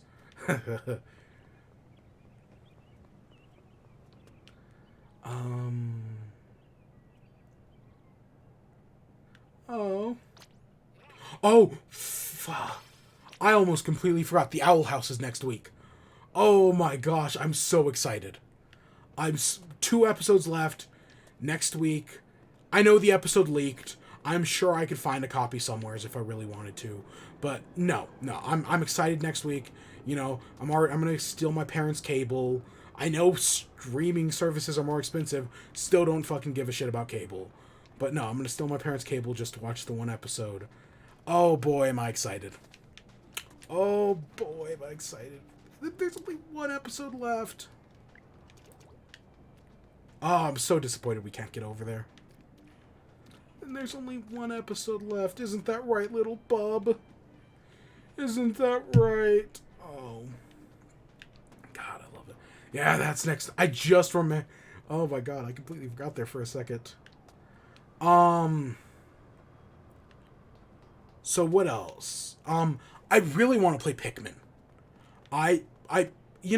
So I watched that, so a few weeks ago, right, when we beat Pokemon, or when we got the Shiny Charm, I mentioned how I, had watched Arlo's Pikmin video. Right, I watched all 4 hours of it. Now, I really want to play, I know Pikmin 4 is coming out later this year, and I think I even said this around New Year's. I really want to play the first 2 Pikmins again. Because I have, right, outside of that Arlo video, and I've probably seen a Let's Play. I think I watched Mike Burnfire's Let's Play of Pikmin 1 like 2 years back. One or 2 years ago. But outside of that, I have not played Pikmin 1 in 5-6 years. Maybe even longer than that. And I haven't played Pikmin 2 in like 10 years. It's been like a decade since I played Pikmin 2. I really want to play Pikmin 1 and 2 again. God, I wish if they were to do a Pikmin collection on Switch, both games for $60, with better controls, maybe slightly improved graphics. Think the Twilight Princess port. I would pick it up in a heartbeat. No questions asked. Right? Even for $60, yeah. But instead, nope. Instead, I gotta drag out my fucking Wii. That Nintendo exploded all Wii's in the beginning of 2023. So I gotta rig mine to not blow up the next time I turn it on. So yeah, that's a thing. But I want to play Pikmin 1 and 2 again. And I kind of want to play Pikmin 3, but I don't want to play the game. I want to do the challenges. No, not I mean, I don't want to do the story mode. I want to do like the challenge mode again. Cuz right, I got all the platinum medals on the challenge mode in the deluxe version. I don't know, I just feel like right now, like I know January and February are usually dry months in gaming. Right? Usually no big games come out in January or February. I mean, I know Fire Emblem comes out next week. I've literally only ever played Fire Emblem Awakening. And then I know last year we had Pokemon and Elden Ring, but that's an exception. That's like the first time games have come out in January and February in like years. Right? Usually big stuff doesn't come out. Or, you know, usually there's just like one sort of thing. Right? Gaming doesn't pick up until March. So, yeah, that's part of it. Yeah. But yeah, I think the new Legend of Zelda is like I want to say it's like 119 days away. I think I saw that on Twitter at some point today. Oh god, I guess they turned Twitter into TikTok. Twitter now has a For You page on iOS. And it's awful from what I hear. And then they're also adding Reddit to TikTok, or Reddit, like karma thingies to Twitter as well.